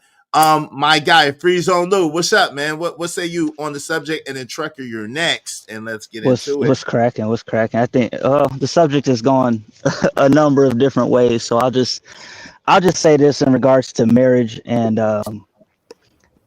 marriage is family business at the end of the day. And because a lot of folks don't come from families, or they come from completely dysfunctional families, I think it's perfectly reasonable to say that most people nowadays have no business being married. I don't think it's something that should be pushed upon those kinds of people, because they don't understand the dynamics and importance that having a family plays in the part of an individual marriage. Like me and my wife, we don't just lean on ourselves, we lean on our parents, our grandparents. All of this plays a part in marriage. And so if you don't have a lot of those things, or you have an aversion to those kinds of things, I think for those kinds of people, the worst thing that they could do is get married, because they're going into something not understanding what it fully entails. And I'm really glad that, like, we need more married folks to come out and say that marriage isn't for everybody, because there was a time where people thought that the solution for the community is just everybody getting married, and that's just not the case. Without families, you're missing a lot of building blocks of what it takes to actually make a marriage flourish, because it's nest inside of an actual family structure. And if you don't have that, and you're just kind of going off of vibes and love and all this other stuff, you're not happiness, you're not asking those, you're not doing the heavy lifting at the beginning, you're not asking those important questions, you're not spending entrenched time with both sides of the family before you get married. When you're not doing these kinds of things, you kind of just freestyling through life. Your plan is not as solid as you think it is. So if you don't have family and you don't want to get married, I say go out here, do your thing, be the best person that you could be. You don't have to get married. For a lot of people, I wouldn't recommend them to get married, because they don't understand the importance of that family dynamic. Because the family, when you're weak, having that strong family around you, and I also understand that there are, dysfunctional people within the family. I'm not saying the whole family, but overall, when you're weak, it is the family around you that brings that support. It's not just like, especially like as a man, it's not just necessarily your wife that brings that support. She is there for support as well, but ultimately, outside of her, you have your family outside of that also comes in when you need help. And when you don't have that, and it's just you and her and nobody else coasting through life, that opens the door for a lot of the stuff that y'all are talking about, the dysfunction to creep in, and the exhaustion that comes inside of marriage. I'll leave it there. Hey, shout out to you. Shout out to Conscious Moron, said, what up, Izzy panel in chat? What's up, Conscious Moron? My guy, Black Man Unfiltered, he had the dip. He said, preach, Izzy, preach. Shout out to you, Black Man Unfiltered. The Crown Prince said, men contemplate battle. His women's emotions are a lesser note. I don't know about that. That's kind of wild. But hey, Classic Creole said, right. Shout out to my sis, Classic Creole. Schmitty, what's up, family? He said, crazy, I'm eating pot roast cocoa bread now while watching. Shout out to you, family. Shout out to you. Just me, how you doing? My sister, she said, hey, is panel in chat. Some women want all out honesty. Work for my husband. Shout out to you. Shout out to you. Shout out to you. Shout out to that. Hey, Jay Lewis. Shout out to my sister Jay Lewis in the building. Good to see you, sis. Shout out to y'all. Just me and Jay Lewis. Hey, listen, y'all make sure if y'all want your comments like read, if you seen all the shares that's going on up here, we got 1 million shares. So if you want your comments highlighted in red, because I can see them all. I see you, Shiesty Bum, twerking in the chat. Shout out to Shiesty Bum.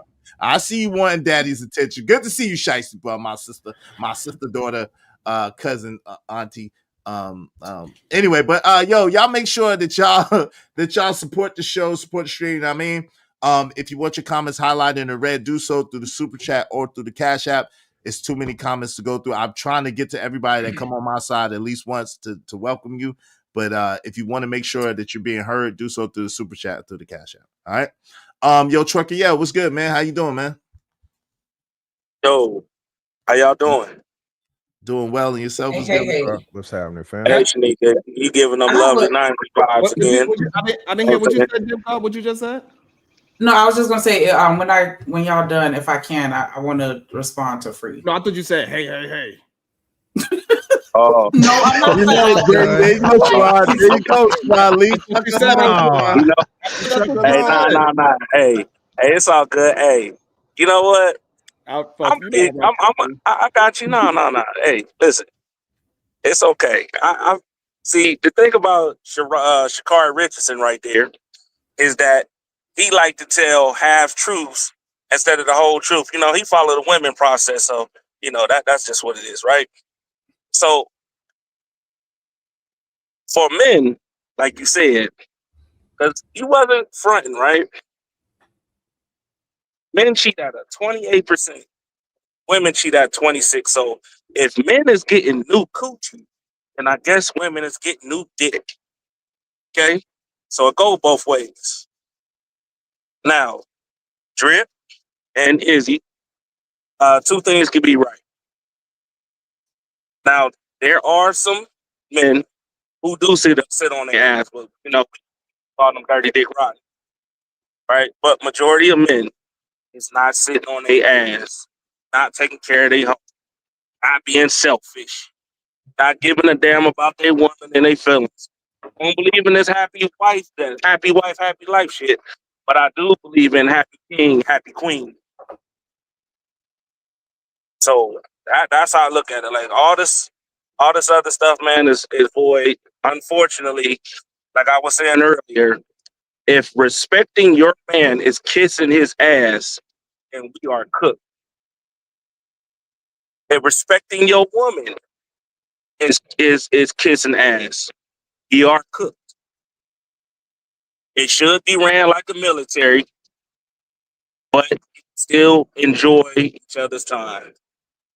At the end of the day, it's his decision. Y'all can the most valuable voice. Truck, a military? Talking about order. You talking about order. I ain't talking about everything else. I'm talking about this order, right? So y'all can talk to each other and things like that, right? Not saying you know if you don't do what I say, you're gonna get down and do 90,000 push-ups and things like that. But I'm talking about structure. I'm talking about plans, things like that. Like everything, like what Izzy is talking about. Every day is a test, regardless. Every day, every single day. So You truck, know, that mean really you got to be structured too. Hold on, Drip. but that goes both ways. That's what I'm saying. Like, listen, I'm not listen. You can give the woman the plan of the year to success. It's her choice to follow or not. Like she should be able to desire. Should desire to rock with you. But if she don't, there ain't nothing you can do about that. The only thing you can do is cut your loss and find someone that's gonna follow that plan. Point blank. So if she's selfish, she was selfish from the. If she's selfish, that means she was selfish from the beginning. You shouldn't even been with it. That was a red flag. I'll be sorry. My fault. I'll be thinking that you be finished. Let me know. Hey, Drip. I told you Never they want to finish. test. I told you they want to test their woman. See now, hopefully you retract. Hold on, wait. That's false. Hold on, that's false. Hold on, Trucker. Ain't nobody. Trucker, let him finish, bro. Please let him finish. Go ahead. What I was saying earlier, Drip, is that majority of the married men or men that are in long relationships, they say these things about testing a woman and that they gotta go through hardship. Me personally, I don't want to put my woman through any kind of hardship because guess what? Stress is made for shoulders. It ain't made for hips. I want my wife hips moving in a different direction. I don't want to put stress in those things, right? And so if you are it's testing your woman, you are putting her through hardship, and we are going to say that men are the leaders and women are the weaker vessel. If that's what you truly believe, then you should be taking that stress off of her and taking more burden of the relationship on, so she could be in a happier place, a more joyful place, and she's going to give you that reciprocation with those hips that it ain't no stress on. So first off, if you in a marriage and you're testing, that is like that no. Now I do agree with you, Sharon, right? Like my foundation is to make your life a lot easier and a lot stressless. Okay, I could get with that. Feel me? Because at the end of the day, you know, it's not a one relationship; it's a two relationship. Both of us supposed to work in tandem. We supposed to communicate. You know, we supposed to be enjoying life together. So, you know, that's the real success. You know, that's the real riches. I don't understand like where you get this idea that men is testing their like why y'all ain't do that at the beginning when y'all was vetted? I don't understand that. That's my Izzy, point. can I get in there, Izzy? Yeah, BMU. What's going on, man? Welcome back to the show, BMU. How you doing? What's going Did you on, get man? 15 minutes walking yet? Yeah, Yeah, come on, man. listen. Leave Hey, BMU alone, did man. you get your balls back from? Yeah, I'm gonna leave it alone. So listen, I'm gonna say this. No F bombs though, BMU. So No, I don't have any F bombs. I just feel okay, like I'm on stop house I feel, per occurrence. I just have to let you know so you don't be mad at me. Absolutely. I feel like I'm on a platform that I heard Izzy, he always talks about biblical principles, and I think we leave it alone. The young man earlier, Drip was saying something about men being coming home and pick up this and do this here. Listen, if we're coming like what Izzy was saying from a biblical perspective, the Bible simply says that any man who finds a wife finds a good thing. When you find her, she's already that woman. She's already gonna move in that nature. So you don't have to tell her, go pick up a sock, go do what I tell you to do, because she's already been raised. The Bible also says, women, do not teach your girls or your daughters how to be drunk with wine or to be of themselves, but to how to serve their husbands. The Bible also says, we can keep going on. I can do this all day. The Bible also says that if any man finds indecency in his wife, that means attitude, doing what she want to do, got a bad mouth, being disrespectful. He said, give her a certificate of divorce and tell her to leave your house. So even God says, don't put up with a woman like that. So we ain't got to, why are we sitting up here playing games? Why are we still sitting up here talking? Leave them. If they're not on your plan, if they're not following what you say, leave them.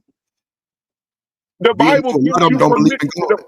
The Bible gives you permission to leave them. If she coming in there with a bad mouth attitude, you don't have enough money, you don't have this, you don't have that, you don't have this, you don't do this, you don't do that, then you have to, the Bible says he wants man to live and live more abundantly. He never said, he said it's better for, the Bible says it's better for a man to sleep on the roof of his house than inside his house with a woman with a bad tongue, a bad mouth. Nah, he does say that. So Proverbs what you're saying does that say she that. just all of a sudden got a bad tongue after you married her? If you don't get out of No. here, What I'm, Sharon, you're not, Sharon, you're listening to, absolutely listening. Sharon, And this is Sharon, why you're listening men to respond, not you listen to respond, not to understand, sir. I am listening to you say nonsense. You are painting pictures that saying that all of a sudden when a woman marries her husband, all of a sudden, even though he found a good thing, when they get married, she's all of a sudden going to be saying that you're a brokey. No. What I'm saying to you is, right? So the fact that if she's calling the truth and she say you broke, then you need to be a goddamn man and be unbroke. Okay, yeah, you're not. You know what, Sharon? They want to be coddled by their woman instead of being led. There was a super chat earlier saying that, hey, you have to learn how to follow or lead, correct? Sharon, you gotta stop. Sharon, you need to be following your woman. Sharon, you got Sharon, you gotta stop. Sharon, you gotta stop this. Sharon, you gotta stop this. Sharon, you gotta stop this, Sharon. You gotta stop talking for women to like you. And let's go back to the biblical perspective. That's why I wish Brownsville were here to check you. What I'm saying to you is the Bible says that he created every man to be over everything. And so he has dominion over everything, meaning if he falling short, the Bible says, I have created in you a helpmate. Let's go to Proverbs, see, because you're not very textual in the scripture. So you're ignorant right now. So let me help you. So Proverbs 31 says that the woman, or Proverbs 31 woman, she's rare. Everybody's not going to have one.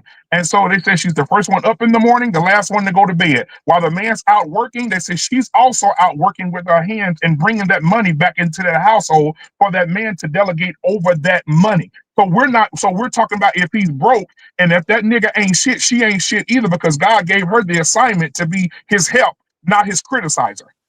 Right, and so this is this is the problem that you're having. Absolutely wrong, and this is where we know that you have conversations because you want other men to like you. And this is why we have the term LOM, lovers of men, a Rembrandt. This is what you're talking about him, boy. Listen. Hold on. I did not come at you with no insult, right? And Wait, whoa, partner, whoa. Oh, Pause, man. good now. Nah, It's getting good today. Hold on, real quick. Let's reset. Let's take a hold on, trucker, please, brother. Shout out to Otis Who. What's up, Otis Who? One second. Let's reset one at a time. Sharon, hold on. Who got that background noise? Y'all, can someone mute? That's Who is somebody that? dog or What the cat. hell is that? That's a Yeah. bird. I mean, Oh, Lord. Hey, look, hold on, real quick. One mic, y'all. Let Sharon go uninterrupted for a Hey. moment. Yes. I think And that's Otis. Otis, double check one time. Say something. I think he was trying to make sure. We can't hear you, Otis. You might yeah, be if you're on mute. talking, you're muted. Yeah.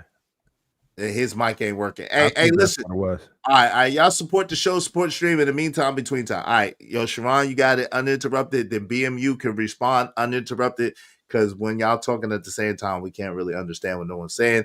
And then y'all can get in where y'all fit in after that one at a time. Go ahead, Sharon. And so we understand that men are supposed to have a plan that they are following as well. And the way how a lot of men try to push out the scriptures that women are supposed to be following man, but the man's supposed to be following God.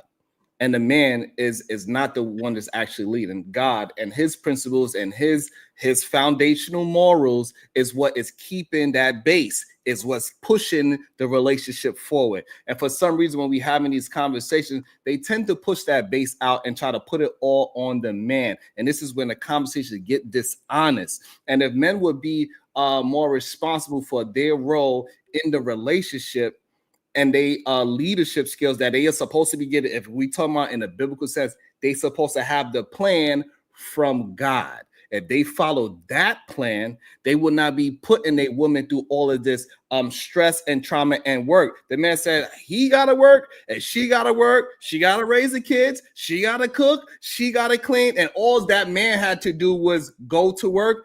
Absolutely not. No human being is going to be satisfied with that situation. And this is why so many women are running away from the things that somebody like BMU is talking about. All right, BMU, you got it. You got the floor, brother. Uninterrupted. Yeah, absolutely. So we're going to go back again because, again, I know that Sharon, as well as he gaslights, he is not going to know scripture. He doesn't know it, and that's why he doesn't reflect to it, or he can't quote it, or he doesn't know anything about it. And so let me talk to Sharon as from a man who does know it and who does follow and who does have the family to do so. Because that was my goal: get married, have all my children by one woman, and to live that life. And that's the life that I'm living now. So I'm talking to you from that perspective. So the Bible does teach those morals of that. You talking about, oh no, a woman don't supposed to go do this. No, the Bible says that a woman works with her hands. One of the most richest men in the Bible saw his woman with work ethic. It was work ethic. It was not because of what she, what she wasn't working. He said, I see Ruth out there. Man, Boaz said, wait a minute, who is that woman out there working in that field? Oh, bring her here, right? The Bible teaches these morals like, hey, if a man is down, his woman is his equalizer. She's going to come in and help him. She's his helpmate. And so I don't know why we keep getting it confused. I don't know why we keep getting it caught up or confused, but it's his helpmate. It's a woman that comes in and helps him. And if a woman does not want to come in and help her husband, then she should be dismissed without prejudice. He should let her go. He should say, hey, it's over with. There's no reason for us to continue if we're not following these biblical principles. And you talk about the kids, the Proverbs 31 woman, and Izzy, back me up on this. The Proverbs 31 woman, first one up, first one down. She gets up in the morning, make sure her husband is good, make sure her children is good. While he's working, she's working. She's bringing those things back to him, and he's delegating those things because she respects him as a leader. Izzy, am I wrong about any of what I just said? No, that's Bible. That's what the Bible says. That's scripture. So then we get men coming on platforms telling women, hey man, you ain't got to put up with nothing. No woman shouldn't have to put up with anything. She shouldn't have to put up with this and put up with that. The Bible says that these things should happen. How therefore can you have any bond together if you guys can't struggle together? Yeah, I know, like you said, the weight is for the shoulders and not the hips. but then the hips ain't moving to help her husband, then that means she ain't shit either. If he ain't nothing, she's a reflection of her man. And any woman who will sit back and call her man broke, call her homegirls, call her broke, go cheat on that man because he having some financial struggles, is a woman who is not meant to be a wife, because a wife don't do no talking, and she do the walking with her man. She stand by her man. She don't go stand with another man or talk to other women about her man, because she knows, and anybody smart will say, if your man ain't shit, you're a reflection of your man, and you ain't shit either. Let me And welcome. Hold on, give me 1 second. Give me one quick second. when somebody Give me come one quick into the second, info first, Sharon, please give me 1 quick second. I'll let both of y'all rock uninterrupted. Let me just welcome some more people in the building. 20 seconds. His was 30 minutes. No, listen, we're not gonna do that. We're not gonna do that. Shout out to Lord Jefferson. You was long with it as well. And this black community, and kings and queens. Shout out to Lord Jefferson. What's up, American tradesmen? What's going on? Raj Wilson, let's go. Yo, while Marvelous is in the building, is that a monkey in the background? I don't know. What's up? Number one, Emperor Co in the building. Whoever that was, get a pet cat that'll take care of them wild ass birds in your crib. Shit. What's up, Ramil? Israel said, "Can two walk together except they be agreed?" That's Amos 3 and 3. Shout out to you, family. TB Trucker says Sharon doesn't know the Bible. He says that. American Tradesman said he's correct. I know for a fact that I'm enjoying marriage because my wife fears God and her parents and grandparents are married too. Shout out to that. What's up, Stan Archie? What's going on? Izzy Band, salute to you, Stan Archie. Good to welcome to America, Stan. That shit up there with that smoke detector chirping out shit broke Emma Effers. God dog, man. What's up, man? Shit. Yo, Mr. Center of the World, what's going on? Assalamu alaikum, man. He said, my Muslim name is Abdul Mateen, a slave/servant of the strong. My last name is that Sufila? I apologize if I mispronounced it. The sword of Allah. I live up to my purpose every day. Shout out to the brother. Salute. Salam. All right. Go ahead. You got it. Listen, I tried to welcome y'all in the building and read y'all comments once. If you want your comments highlighted in red, you want to be acknowledged, please do so through the super chat or through the Cash App. Appreciate you. Go ahead, Sharon. You got it. And so we understand that people like BMU, they use the Bible as a way to push women in a downtrodden state. Everything about the marriage that he is talking about is about struggle. Anything that is honest about the man, if he is broke, all of a sudden she cannot say, hey, we hungry over here. You ain't doing your job as a farmer because God said be fruitful and we ain't got no fruits in here. We understand that God punished Adam because Adam was the one disobeying God. It wasn't Eve. Eve didn't disobey God. So this idea that men are supposed to just do willy-nilly while the woman doing all of the work or majority of the work, and all he has to do is farm outside, and if it's a struggle, oh well, she's gonna have to endure while he just sit back and just enjoy the fruits of her labor. What is he supposed to do besides go to work? These are the problem that we are having today. Men do not want to take a rightful responsibility and understand that if it's supposed to be God, man, then woman, then you need to be following that book that way. And you're not supposed to be no failure. Your woman is supposed to be able to say, hey, we are not following the words of God because you are falling out of favor with God himself. And this is the reason why Jesus is considered Adam number 2, because the first Adam failed, just like BMU. Man, come on, Sharon. I can't believe it, bro. That's crazy. Hold on, let me say this. First off, hold on. Is you there? If not, I know Big Dog hasn't spoken in a minute, man. Big Dog, you there? It's okay, JD. We can have our back and forth. Go ahead, JD. No. I want to make sure the floor of the show is good. This is not my show. We got to make sure everybody cook. I mean, I'm passive with mine, bro. I come back around. Now, I will say this. Black Man Unfiltered, he did come at the Bible, but he didn't come at it in its whole totality, because a lot of people live like this. A lot of people live in the Old Testament, but don't want to read the New Testament. And I'm not saying Black Man Unfiltered, but a lot of people that come out here on these Bible rants have not read the whole Bible in its entirety multiple times. So for that, there's that margin of error. I'm not going at Black Man Unfiltered. I ain't going at you, but I'm just saying there are more points to actually discuss, and that's not enough time for the show. So I just want to make sure everybody get their time in. So I'm gonna be fair game, Sharon. We ain't got to go back and forth. We'll go back and forth later on.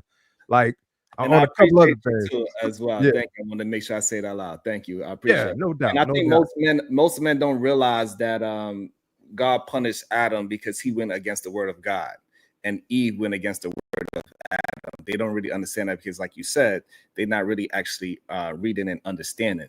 They are just looking at it strictly from a male perspective, and they just want to punish women and make the woman struggle within a relationship instead of taking that burden, because also in it says that men are supposed to have the burden of the relationship, not the woman.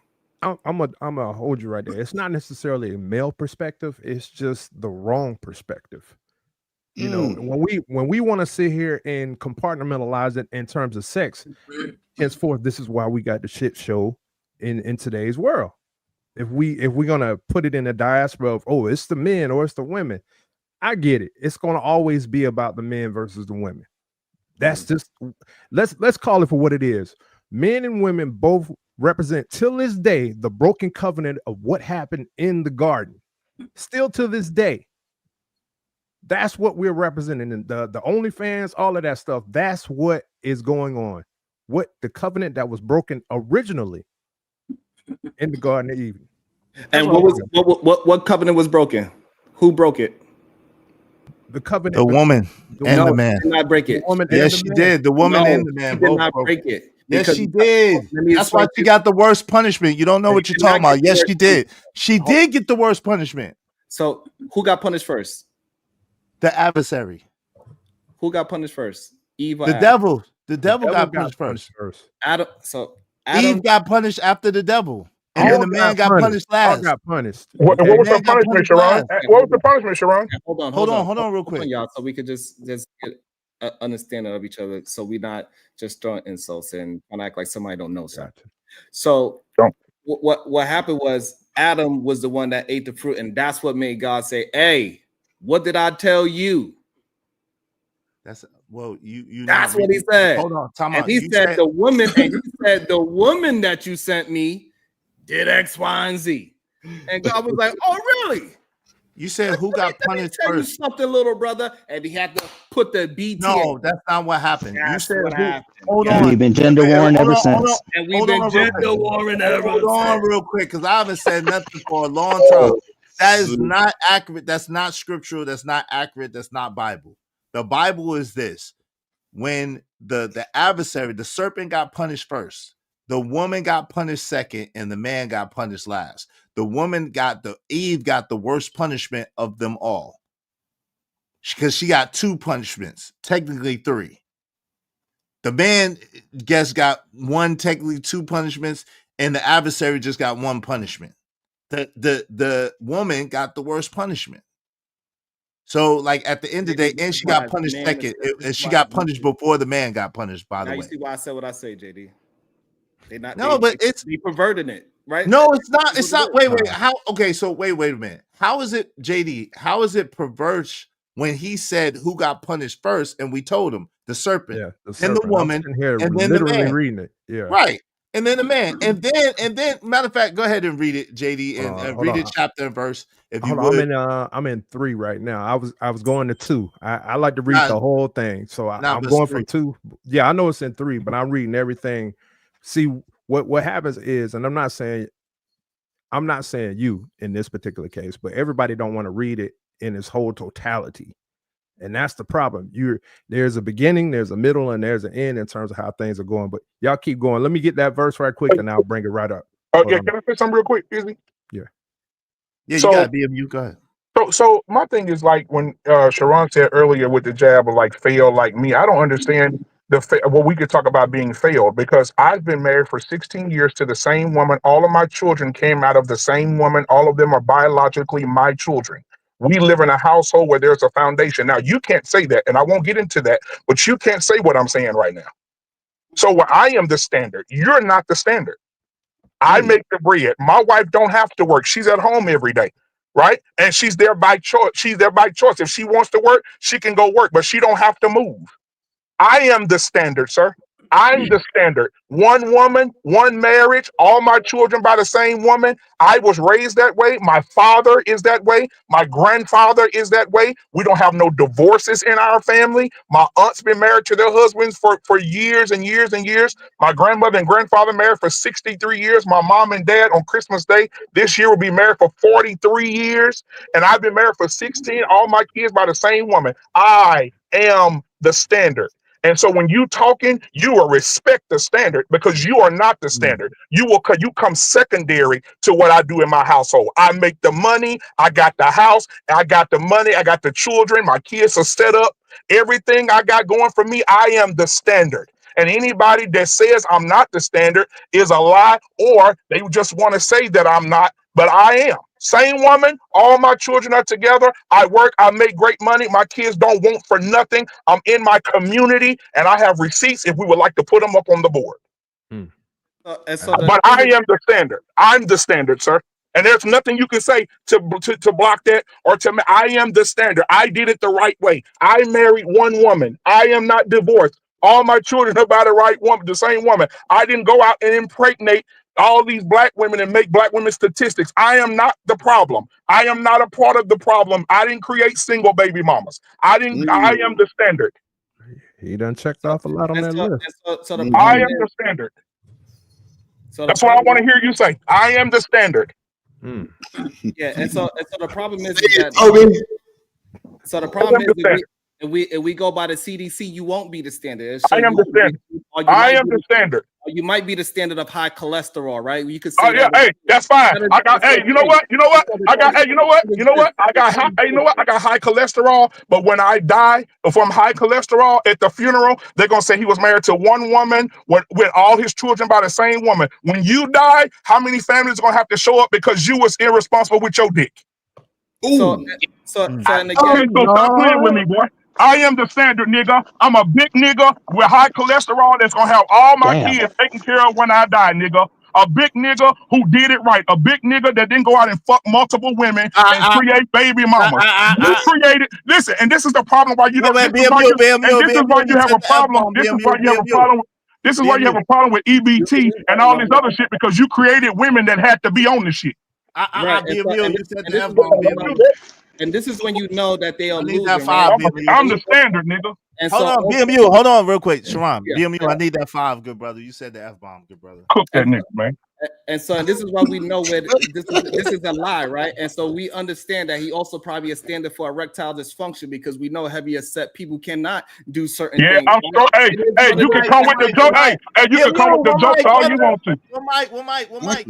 Come with the jokes all you want to, but at the end of the day, I can put my wife's picture up on the screen. You put your wife's picture up on the screen. I'm dicking her down over here. Why you? I got 6 kids, 3 boys, 3 girls. They ain't hurting for nothing. And I stayed in my community and I did it the right way.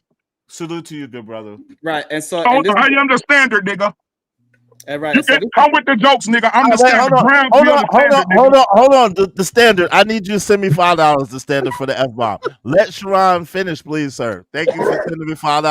Shout out to you being the standard and doing dope things. I'm proud of you. You're doing your thing. I got the verses when you want to come to me.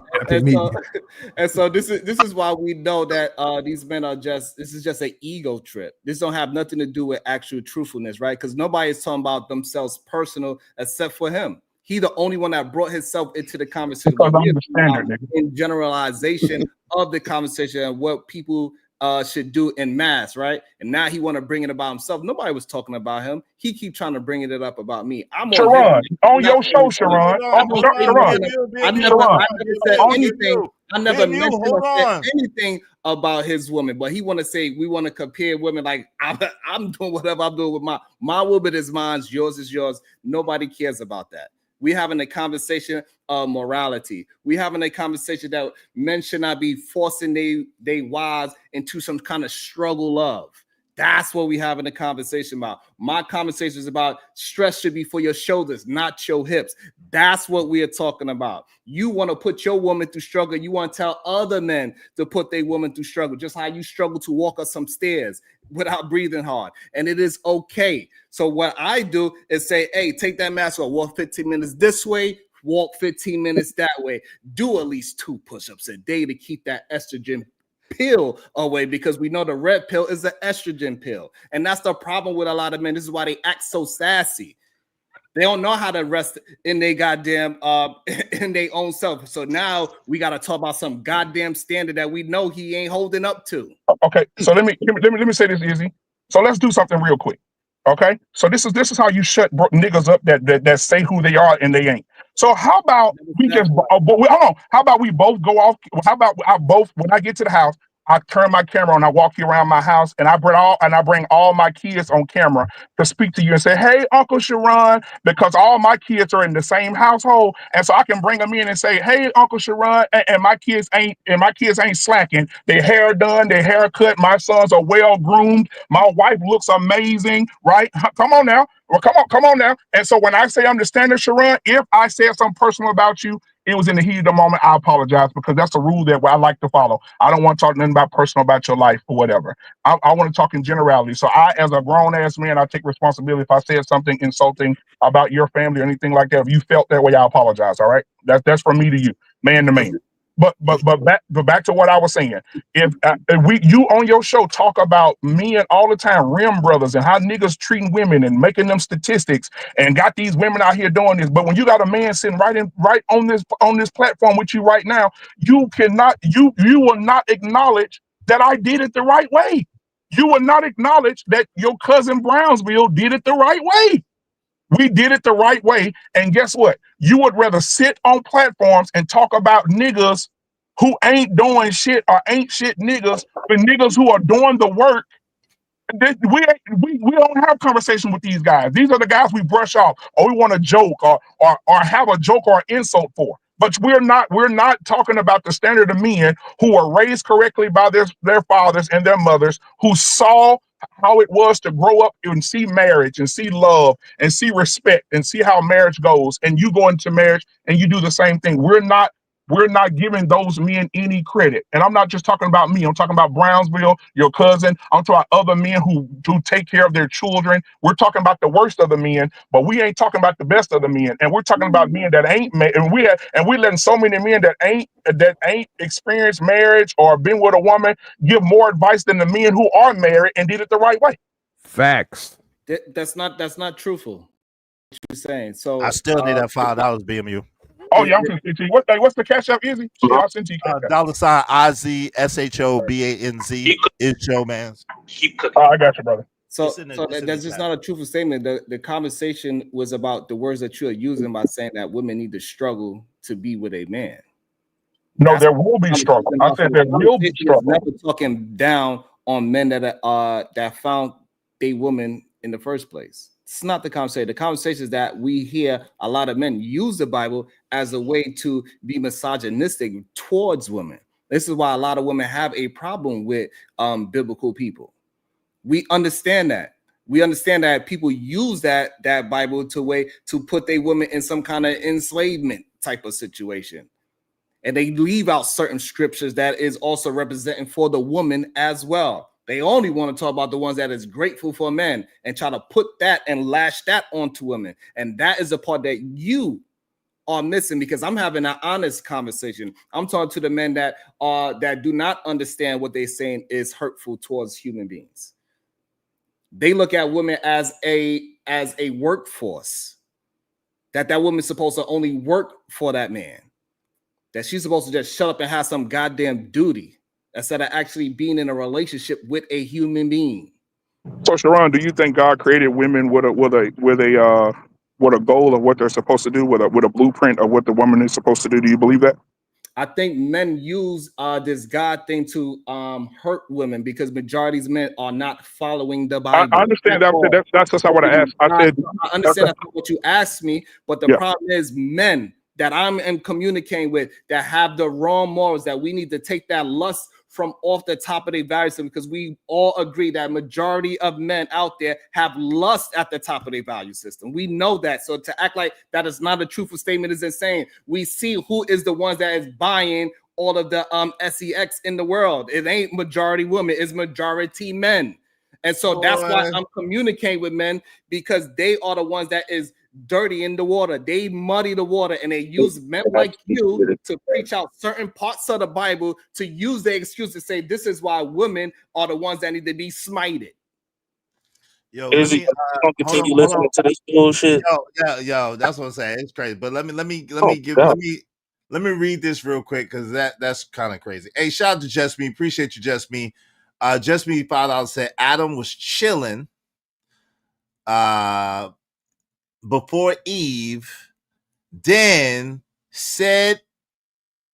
sold his everything for a woman that he ain't even know. He broke his relationship with God over a woman. Okay, shout out to Just Me. Just Me's $2 said Eve was bored. She needed a job or a hobby. I'm just saying. Shout out to her. Shout out to James Moore. Appreciate you, James Moore. Salute.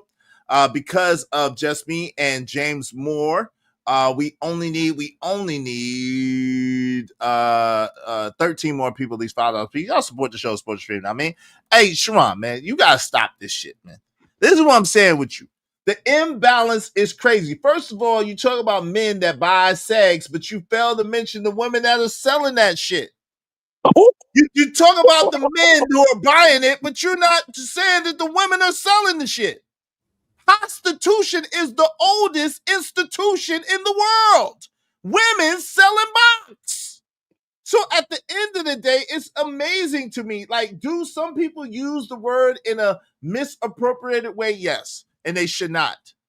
At the same time, is it most men who are using the word in an inappropriate way to hold women down and to keep women back? No. They're speaking about what they should do and then what women should do, how we should move and how we should live and have our being. In him we live and move and have our being. They're setting the standard like Adam was supposed to do. God told Adam what to do. He was supposed to relay it to his wife, and they were supposed to move forward in that manner. At the same time, the way that you're speaking keeps this society in a disarray, keeps this society out of order, and keeps people doing whatever, because you hold men to a standard that you do not hold women to. And if you love women so much, and if you care so much about women, then you would correct them and be honest with them, which you're not. So the problem is, first of all, it is not the oldest profession. And when we move it forward, men are the what is this? Because you have to have something to give the woman, right? So therefore, they was farming before they was hoeing, right? So it's okay. They had to so regardless of the fact, right? Men are the ones that is not only the main buyers of it, they also the main suppliers of it. So they also the ones that is setting up the industry for it. When we look into these industries that's built on selling a woman's body, is majority of men are the directors. Majority of the men are the ones that is setting up the places for it. They are the ones that's marketing it. They are finding the women. Men are the ones that is pushing it forward. Majority women are not the manager of it. Even when it comes to pimping and women being on that side of things, is a man pushing that forward. So this idea that women are the ones that is the main contributors to this sex world is just not a true statement. This is when men use this information to pervert it and get men to say, yes, it is the woman. No, God gave Adam the word, and he told him to relate it to his woman, and he failed to follow the word of God. They both did. Yes, she did. They both did. You want me to read it? Y'all want me to read it? Yeah, they both did. No, hold on. They both did. Sharon, that's false, because if she did not, she said, God said that of this tree we should not eat. She literally told the adversary what Adam had told her, because Adam did relay it to her. but she decided to do it anyway. And Adam was wrong for listening to her and following along. Okay, so that's what I'm saying. So we clear. That's what I'm saying. That Adam told it to her, but God told it to Adam. Is what I'm saying. God didn't say it to Eve. So that's why Adam directly disrespected God's word, because it was direct from God himself. But Eve got it from proxy of God from Adam. That's why it's God, man, woman, right, and that's the way she's supposed to get it, though. That's the way she's supposed to really waving the back. So I know you. That's how you right about that. That's how that happened. But that's the way she's supposed to get it from her husband, and that's what I'm saying. So this whole idea that y'all was saying earlier that, oh, it's crazy that a woman should pedestalize her husband or put her husband up is not scriptural. A woman is absolutely supposed to put her husband up and listen to her husband as if he was God, because he gets the message from God to relate to her without a question. Izzy, however, but that's the part that gets confusing, right? Because there's plenty of men that is using that example. Oh, wow. What that is really crazy. That's and crazy, really. Damn, it's snowing like that. Hey, this shit, and so you break it up, really. And so men that are not following the word of God is also still attempting to use that to smite their own women, and that's the issue that I have. So if you are going to be a man of God, then you need to follow. You cannot pick and choose when to use it. And this is what I keep, this is what I mean, JD. Like, these men are not following the book, like how you said they haven't read it front to back. They read it, they gone by some of the messages that they heard. Hold on. I'm talking about unholy men. They use that as a way to push women down, and it's just not true statements that they're using. Bro, I ain't never seen in my entire life a dude trying to get people to go to hell first. I've never seen it. I don't understand this. This is crazy. You cannot. I don't point nobody towards hell. I don't know what y'all be talking about. Just the gaslighting you doing here again, you are lying to these folks right now. You gotta stop. Men and listen, I'm trying to. You're lying to these folks because it doesn't mean anything. I don't need to push a woman. You're literally telling men to placate to women, just like Adam did. And guess what? Talk to guess women. Who paid the damn price? I'm not talking to women. I'm talking to men, literally. But hold on, let Trucker finish. Go ahead, Truck. You got it. I'm just saying, you up here telling the men to placate to women, and we know the results of when we see men placate to women. It always fails at the highest level. Bars. Stop the crap. This shit is insane. Stop the crap. I'm sorry. I apologize for you hearing this blasphemy. This is crazy. Cover your ears, please. I wish I would just point out something that I said as telling women to go ahead and be out there selling box. That's not what he said. Man, hold on. Don't allow them to. So don't allow people to say that I am pushing people towards that, because I don't push people towards that at all. Bro, hold on real quick, Sharon. What he said was that you tell men to placate to women, which is the part of destruction. What I said was the fact that you make excuses for women goes in line with what Trucker was saying, and it allows them to believe that they could just get away with whatever while you try to hold men to a standard that you do not hold women to. That's what I said, and that's what Trucker said. So we didn't say what you just said. If men will hold this standard, would they be able to be selling box? Yes or no? Please just answer the question. Hold on, real quick, Trucker. Hold on. In your mythological, perfect utopian world that doesn't exist, if every single man that ever existed did not buy no box, then no, they could not sell any box. So that's the standard I'm talking about. I'm telling men to not follow the sex worker situation. I tell men to be themselves. I tell them to be with one woman. Stop putting lust at the top of your goddamn value system, and then y'all come up here and lie on me saying that I am pushing for this thing. I do not push for it. I talk to men because I am a man. And so therefore, take that lust value system off the top of your value system. And for some reason, men want to hold on to the degenerate shit being a top of value systems for men. No, now you're lying. Hold on. Now you're lying. My words. Hold on. Now you're lying, Because again, you putting everything at the feet of men is not even a logical statement. It doesn't even make sense. It takes two people to make a baby. It takes two people to have sex. It takes two people to get married. It takes two people, unless you're one of these delusional women that marry themselves.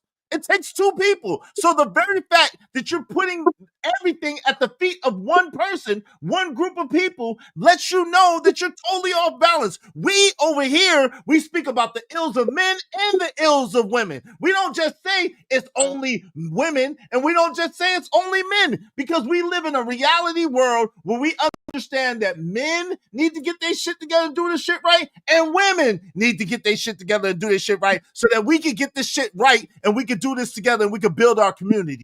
But as the sooner that you realize that you're doing a disservice and an injustice to society by continuing to make it seem like men are the reason why everything is falling apart, the sooner that you'll understand that the world can be a better place. Shit. I think that what you're saying is true if you can also acknowledge that men aren't the leaders, because two people can make a baby, but only one person can lead. And so as long as y'all acknowledge that men and women are equal as leaders, then that will make all of this make sense. But you can't say that men are the leaders, God, then man, then woman, and then turn around and say it's the woman's fault for us being in a particular place. And that's not excusing women of their behavior, but it's just saying, like, is there any leadership in existence to control that? Because if you weren't paying for my coochie, then I wouldn't have anything to sell to you. So obviously nobody's following the Bible, but yet everybody's throwing the Bible out to prove their point, and they're manipulating the scriptures to support what they're trying to say, which is why it makes no sense to even bring up the Bible in a conversation about relationships, especially when the audience that you're speaking to, everybody doesn't even go or live their lives in accordance to what's being taught in the Bible. So half of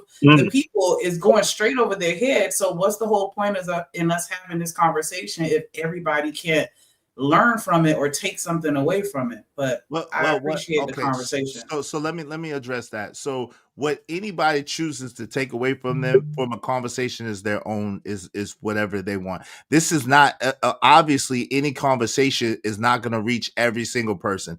The Bible does say one man plants, one man waters, and God grants the increase. So at the end of the day, this whole cop out about leadership is crazy. The reason why it's crazy is because God, whether you believe in him or not, is able to make everybody do exactly what he wants them to do, and he doesn't. And with that being said, people choose to do what they want to do.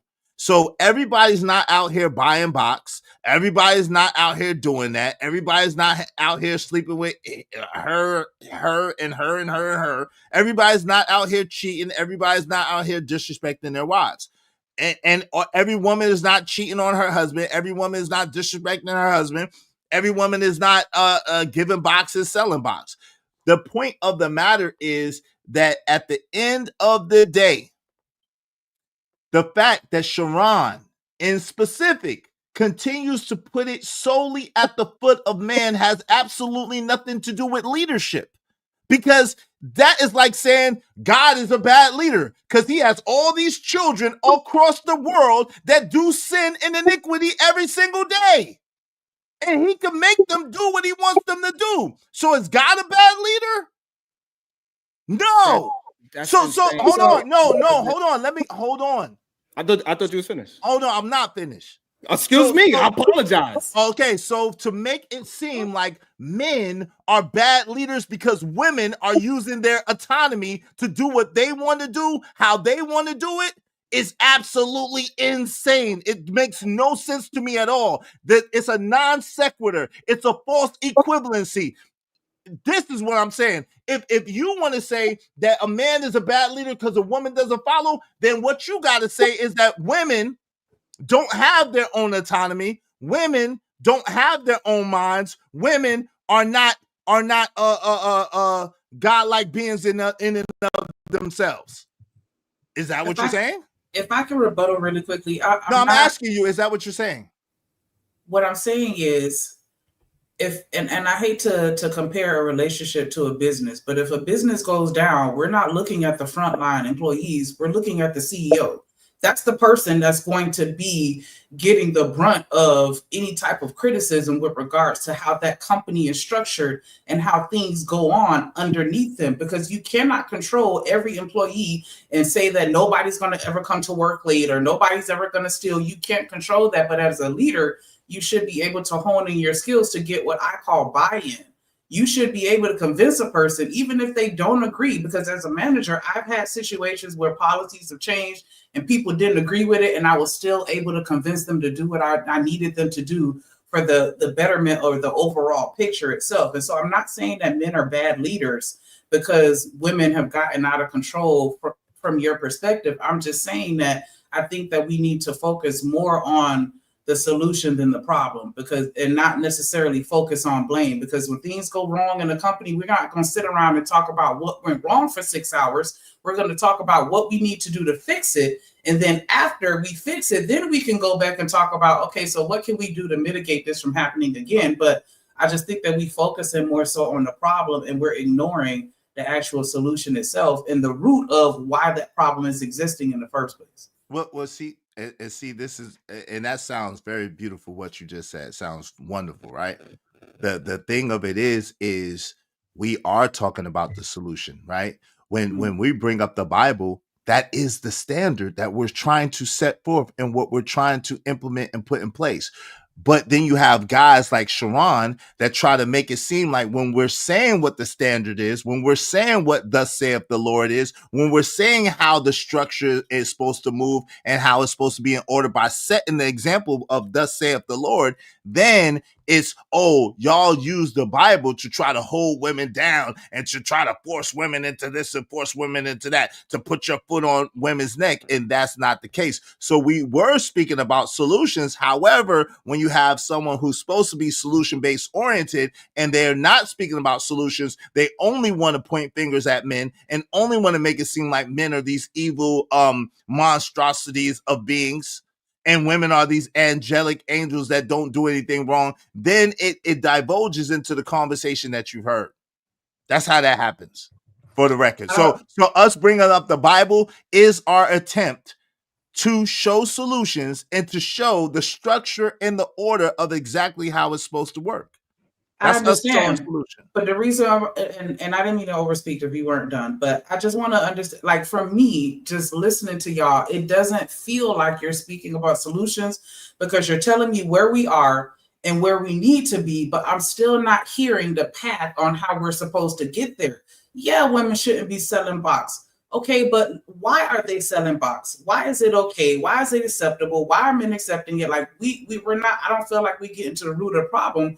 We're just talking about where we are and where we need to be. But I think that, more conversations on the journey that'll actually lead us there will feel more like a solution other than just telling me what I shouldn't do. Because even with my children, I can't just tell them, don't do that, don't do that, don't do that. No, we have an expounded conversation where I explain, this is what you don't need to do. This is why. This is what we can do instead. Like, it's more than just y'all shouldn't be doing this. And that's what it comes across as, even though that's not your intention. But for me, anecdotally, that's how it comes across. Like, these women ain't shit, these women ain't shit, these women ain't shit. Okay, why they not shit? Why are they acting like this? Because we weren't always like that. And I think that it's just a disconnect in the communication somewhere where we're not on the same page. And I know we different. Men aren't women and women aren't men. It will never be the same. But I don't know. I'm not able to follow what the actual solution is. And maybe I need to listen harder. Yeah, because that's fair, right? To say that you're not able to follow what I so no one over here was saying women ain't shit, women ain't shit, women ain't shit. That's not what we were saying. So I don't know why you heard that or how you heard that, but I can't speak to what you hear or why you hear what you hear. I haven't heard, included, I definitely ain't said that, and I haven't heard anybody else was saying that women ain't shit. All the men up here, besides myself and Drip, are married men. All the men up here, besides myself and Drip, let me say that again, are married men. Every single one of them. So even BMU, who was saying if a woman is operating like this, then you should not accept this. And this is why you shouldn't accept this, what he said. And he showed you scripturally to back it up. And he said, this is how your woman is supposed to behave. And this is how she's supposed to operate. So I don't even understand how you heard women ain't shit, women ain't shit, women ain't shit. He was praising his wife. He was talking about how beautiful his wife is. He was talking about how beautiful his woman is and how beautiful his family is and how he is the standard because of his family structure and how long he's been in the family. But he was the closest one to that. And he is living what everybody says is the standard. If I could clarify, and I don't mean to interject, I want to clarify when I said that I hear women ain't shit, I don't mean in this particular panel in this particular conversation. I just mean in the YouTube manosphere or whatever, this is called, because this is, but that's not fair, Shanika, but that's not fair. Let's don't do that, because that diminishes the conversation. If you didn't hear it here in this conversation, if you can, in all fairness, let's keep it to here in this conversation and what we're talking about now. Because if we're bringing out outside things, we could do that all day, every day. Is that fair enough? I understand. So when he tells me, when he says just don't choose the woman that's out there selling her box, and that's cool, are we gonna dig into why these women are selling their box? And why they think that that's okay? Okay. No, I don't. That's not this show. No, I don't think. And I could be wrong, but that's just not my stance. I'm not interested in why a woman is selling her box or why she's not selling her box. I don't have the capacity to be able to psychologically evaluate where she's at and then help her fix herself psychologically. I just know that, I don't have the capacity for that. So I'm not going to be with a woman that wants to run around selling her box. So as women, when we have men that are cheaters, we just gonna not really try to dig into why they feel the need to do that, to try to minimize the occurrences of it. We're just gonna say, fuck it, we're just not gonna deal with it and just keep it moving. That would be better. I need that. All right, 10. I need that 10. You got it. But what I would say is this, Shanika, and listen, what you're saying is valid. I don't want to invalidate what you're saying. You are articulating your points well, and you're making total sense, right? So I'm not trying to play with you or to disrespect you or diminish what you're saying in any way. I want you to know that. I'm just saying, for this show and for where I'm at, I don't have the capacity to be able to dissect it from that matter myself personally, and I don't think that is going to be helpful or useful to the people here. Well, thank you, Shanika. What I do think is that it does. I understand what you're saying and it makes sense. However, for me in my older age, what I realize is people are where they are because that's where they want to be. You can present people with information, and if they take it, it's cool and it works. But if they don't want to take it, they're not going to take it. That's hence you can lead a horse to water, but you cannot make them drink. So this whole idea about trying to use my energy and my effort and brain power to figure out why somebody else is doing the shit that they do, that's not a non sequitur for me. I'm not doing that, because shit, I got enough hard time trying to figure out why I do half the shit that I do, to be real with you. You know what I'm saying? Some of the stuff that I do, I'll be like, damn, why I do that dumb shit? You know what I'm saying? Just me personally. I get it. And I don't want to hog the conversation, but I feel like we need to have a few more conversations about, and I understand psychology and soft sciences and all of that stuff, but I feel like if we just keep telling everybody just avoid this, that's not necessarily contributing towards the solution. But I mean, it does on some degree. So I understand. I appreciate that. Yeah, let JD and then Sharon wanted to get in here, but I'm and then Coach Ferg came in. Welcome to the show, Coach Ferg. Welcome to the show. Imago Day. Yo, I'm trying to understand though. And let me read these super chats too. So I don't get too far behind. But I'm trying to understand it's the old adage, right? Why focus on the things that you don't want, right? See. And this is what happens, right? And I was talking to, I don't remember I was talking to somebody about this the other day. I can't remember exactly who it was. It might have been true. But the thing about it is, over here, I don't focus on the women that I don't want. What happens is we'll have a conversation. We'll be having a productive conversation. And then someone will say something like what Sharon often says and goes way to the left and says these hyperbolic statements about men that are not accurate or true. And then we find ourselves having to defend the statement. And then it becomes, yo, what are you talking about when women do this, this, and this? And then we go through this rabbit hole, and it makes it seem like we're complaining about women that we're not complaining about. Because guess what? I'm smart enough to not put myself around women I don't want to be around. I'm not around women I don't want to be around. I don't fill my mind with it. I don't feel my attention with it. I don't feel my life with it. I'm good. If a woman is out of order in decency, I stay as far away from her as humanly possible. And so but it be the audience or it be people that come up here and say these hyperbolic statements about men that makes you have to give them a wake-up call. Like, come on, man, what are you really talking about? Like, this is crazy what you're saying. And so it don't be my intention to get into these type of comments. I'll be honest. So what I'm saying, so me saying that men should take lust at the top of their value system, that's something crazy. No, in and of itself, that is nothing crazy. What's crazy? So hold on, I'm gonna tell. Hold on, real quick. In and of itself, I'm answering you. That particular thing is not crazy. 10 times I held my. Let me what is crazy with you, so we can get what is crazy is the fact that you make these hyperbolic statements showing that everything that goes wrong into a relationship is the man's fault. That's what's crazy. I never said these things. That is your interpretation of it, right? I said what I said. And now if you interpreted that as something else, that is a you problem. Because I'm saying exactly what I mean, and I mean exactly what I say. Now, if for some reason that you look at it as this, I'm some righteous teacher after saying those things that is needed to be done for men, that is you. What? You playing yourself? Like, what are you even talking about? Yo, like, come on, babe, you playing yourself. Like, I don't know why you do this. Say that you disagree with.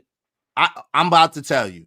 You said that if these men, you make it seem as if these men. No, what did I say? Now, what I'm telling you, yo, hold on. Seen. What did I say? Hold on. Focus on the focus. What did I say? Now, what I seen. Hey, yo, see, now you're doing way too much. I'm answering your question. I always do that every time. No, you're doing too much because I'm trying to answer. You do too much while I'm quiet, my brother. Come on, we having a good conversation. We're not having a good conversation if you're trying to talk over me. I'm trying to answer you, and before I can get my answer out, you're trying to talk over me. So that's not a good conversation. Okay? Go ahead. You just asked me, you just asked me a question. When I attempted to answer the question, then you tried to tell me how to answer the question. What are you talking about? Are you okay? Are you cool? Are you okay? I'm not when you make it seem as if I'm being disruptive to the show. I didn't say that. Why are you being sensitive? I didn't say you was disruptive to the regardless show. From okay. I did not. I never said you was disruptive to the show. When did I say that at all? I'm not even alluding to that. That's not what I mean. So can we move? What I'm saying to you is when you ask me, what did you say? I'm trying to tell you what you said. I cannot tell you verbatim. Let me just say this. I cannot tell you verbatim because there was a lot of conversation. I had to go. My son's mother brought me something to eat. I was eating in the back. I got a lot going on. So let me just say that. So I will tell you what I heard you say and what it seemed like you were saying. I could do that, but I can't tell you verbatim what you said. So if you're looking for that, I can't do that. I can tell you what I heard you say. What I heard you say was that men are out here breaking these contracts as a generality. Men are out here breaking these contracts, having less at the top of their priority, going and sleeping with this woman, that woman, sneaking out the house at 2 a.m. and doing this and that, and therefore leaving their women out to dry. What I also heard you say was, I heard you say that men are using the Bible to put their feet on the neck of their women and to hold their women back and to squash their women. That's what I heard you say. Did I have that wrong? Am I misrepresenting you? That's a good base. Go ahead. Okay, so those things are hyperbolic statements that are not necessarily true. Do some men do what you said? Yes. Does that represent the majority of men? No. So that's a hyperbolic statement that I totally disagree with, and it is putting it at the feet of most men, and it's not accurate. So the reason why it's not hyperbolic, and I can substantiate it, majority of men are not following the Christian Bible. They just use it as a talking point. We know that because men are not in the church.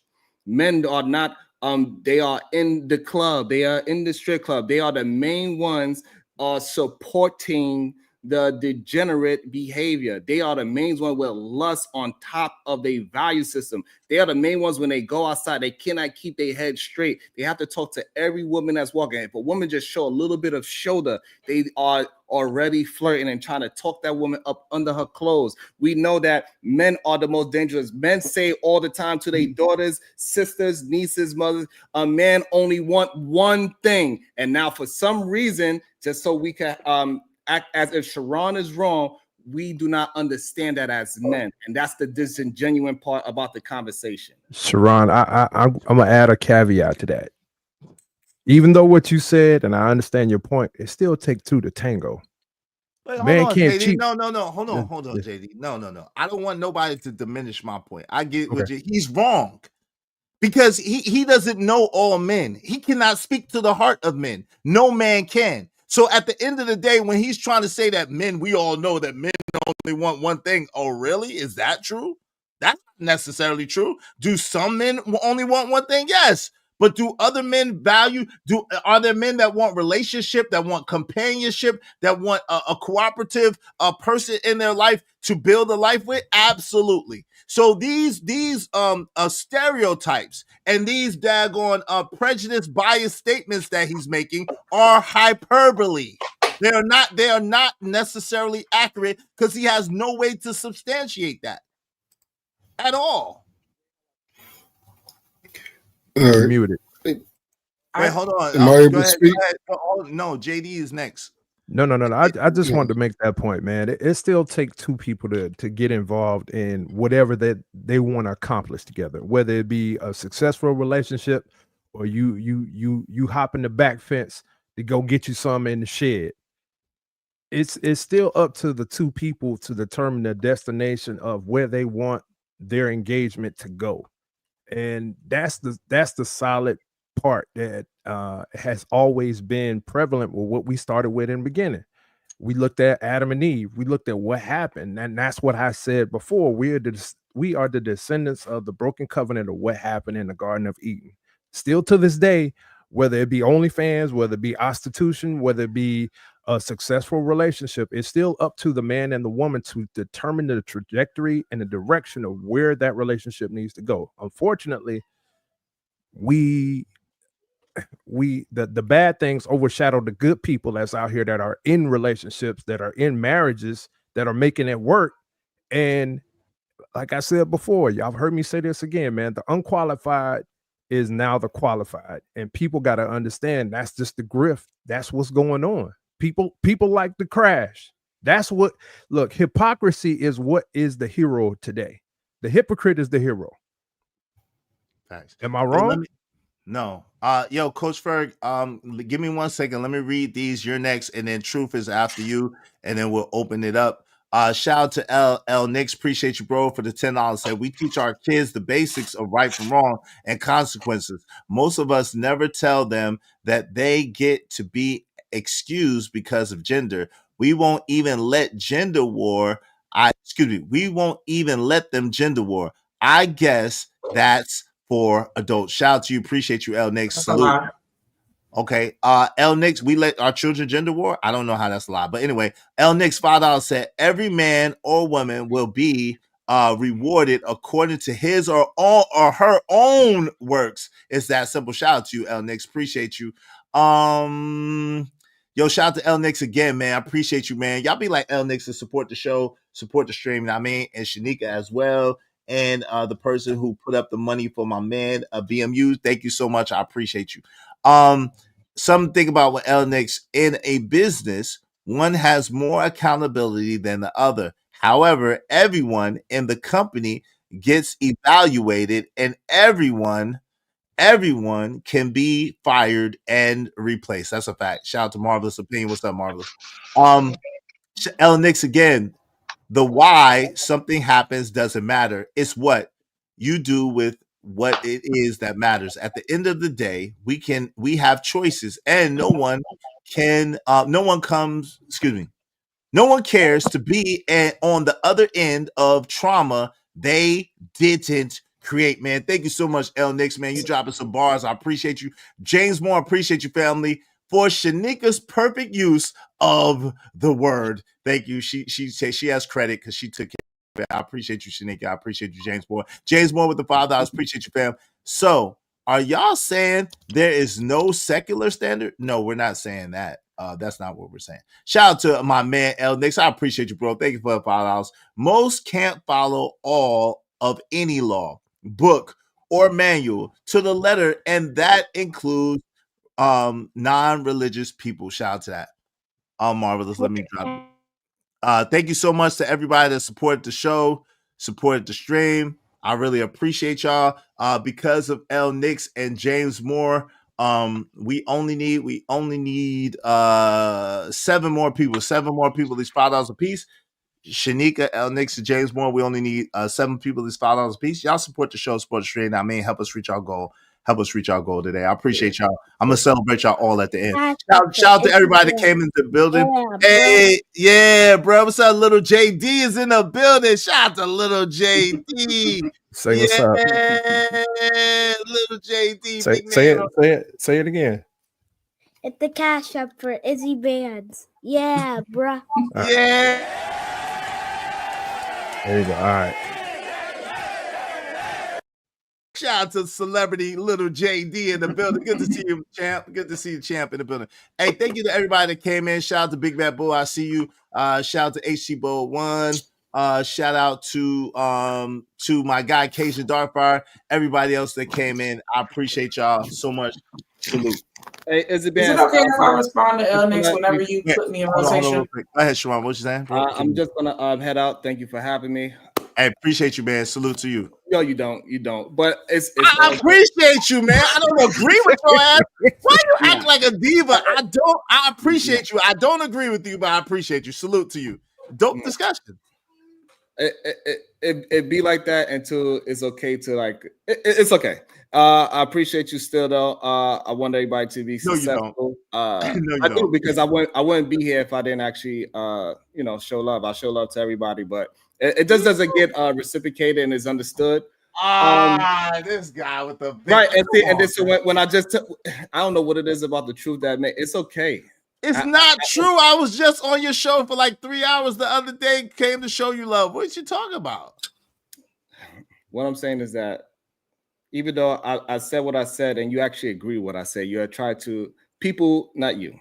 People would try to pervert what I'm saying as if I'm doing something against men.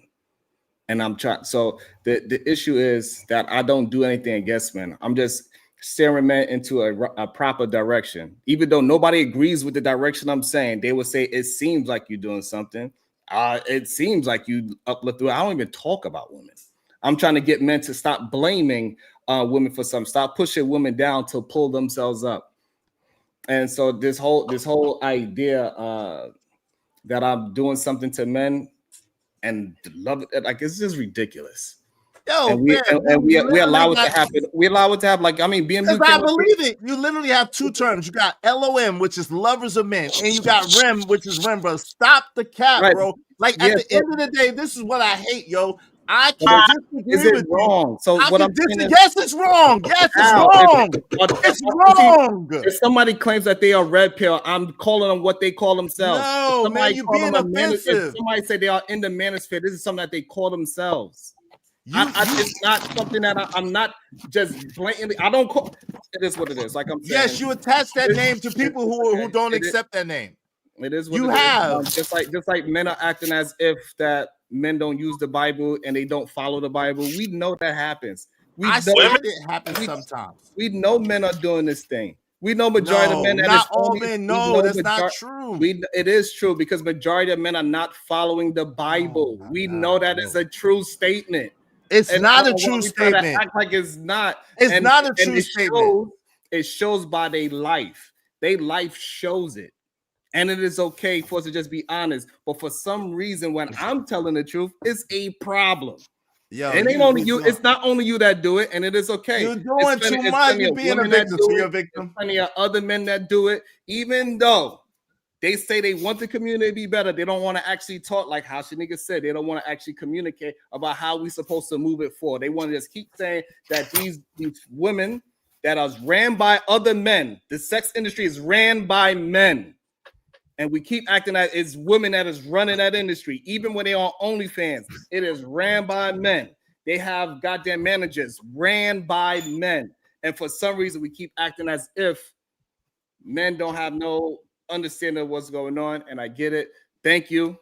Appreciate it. But I appreciate you. I gotta be able to hold the line when people are just being disrespectful to me for no reason. Somebody came up here and be 100% disrespectful, and it is Who okay. did that? Wait, who did that? I'm able to deal with it, and the fact that you acting as if you wasn't here, when, you acting as if you wasn't here when the disrespect happened is more are you talking about? reasoning Wait, of why I'm saying that you don't appreciate my presence. Like the man was being disrespectful, and I was holding the line. Even though my name you talking about BMU who apologized to you and who left? Even though my name was being brought up, I still didn't jump the line. I didn't do none of those things. And so all I'm saying, hey, hold on, time it is what it is. Hold on, time out. Let me ask you a question. Are you talking about BMU? Hold on. Are you talking about BMU who apologized and left? Is that who you're speaking about? Is that who you're speaking about? No, what I'm speaking about is that you acting as if somebody just now didn't violate me, and then now you say, "Oh, I didn't hear nobody say anything." Wait, who just and then now you violated know you? exactly who we are talking I'm about. asking you. If you're talking about BMU apologized to you, and that is he the disrespect. left. And that's the disrespect that you saying. Who you talking about? BMU? I'm like you asking know. you. So what? Okay, what I'm trying to get you to understand is Come that on, man. you acting as if you didn't hear it. You wasn't here. I don't know who did something to you. Was it the person that did something? Yes, it was that person. I shouldn't have to answer that. Okay, but he apologized to you and he left. He's not even here. So what are you talking about? He apologized to you. What are you talking about? And then he left. I don't understand. So the fact that you're not hearing me out is a problem. That shows the unappreciation part. Yeah, you're right. Okay, see, like that right there. Disrespectful right, for man. no reason. I'm sick of, fam, I don't do this shit. This is feminine as hell, man. I don't do this feminine shit with men, bro. This shit is feminine, bro, and I don't like shit like this. I don't care what nobody say. That shit's mad moist, yo. I don't do that moist shit. That shit's for me. Moist tonight. That's too moist tonight for me. Can I rebuttal really quickly to L next, real quick, and then y'all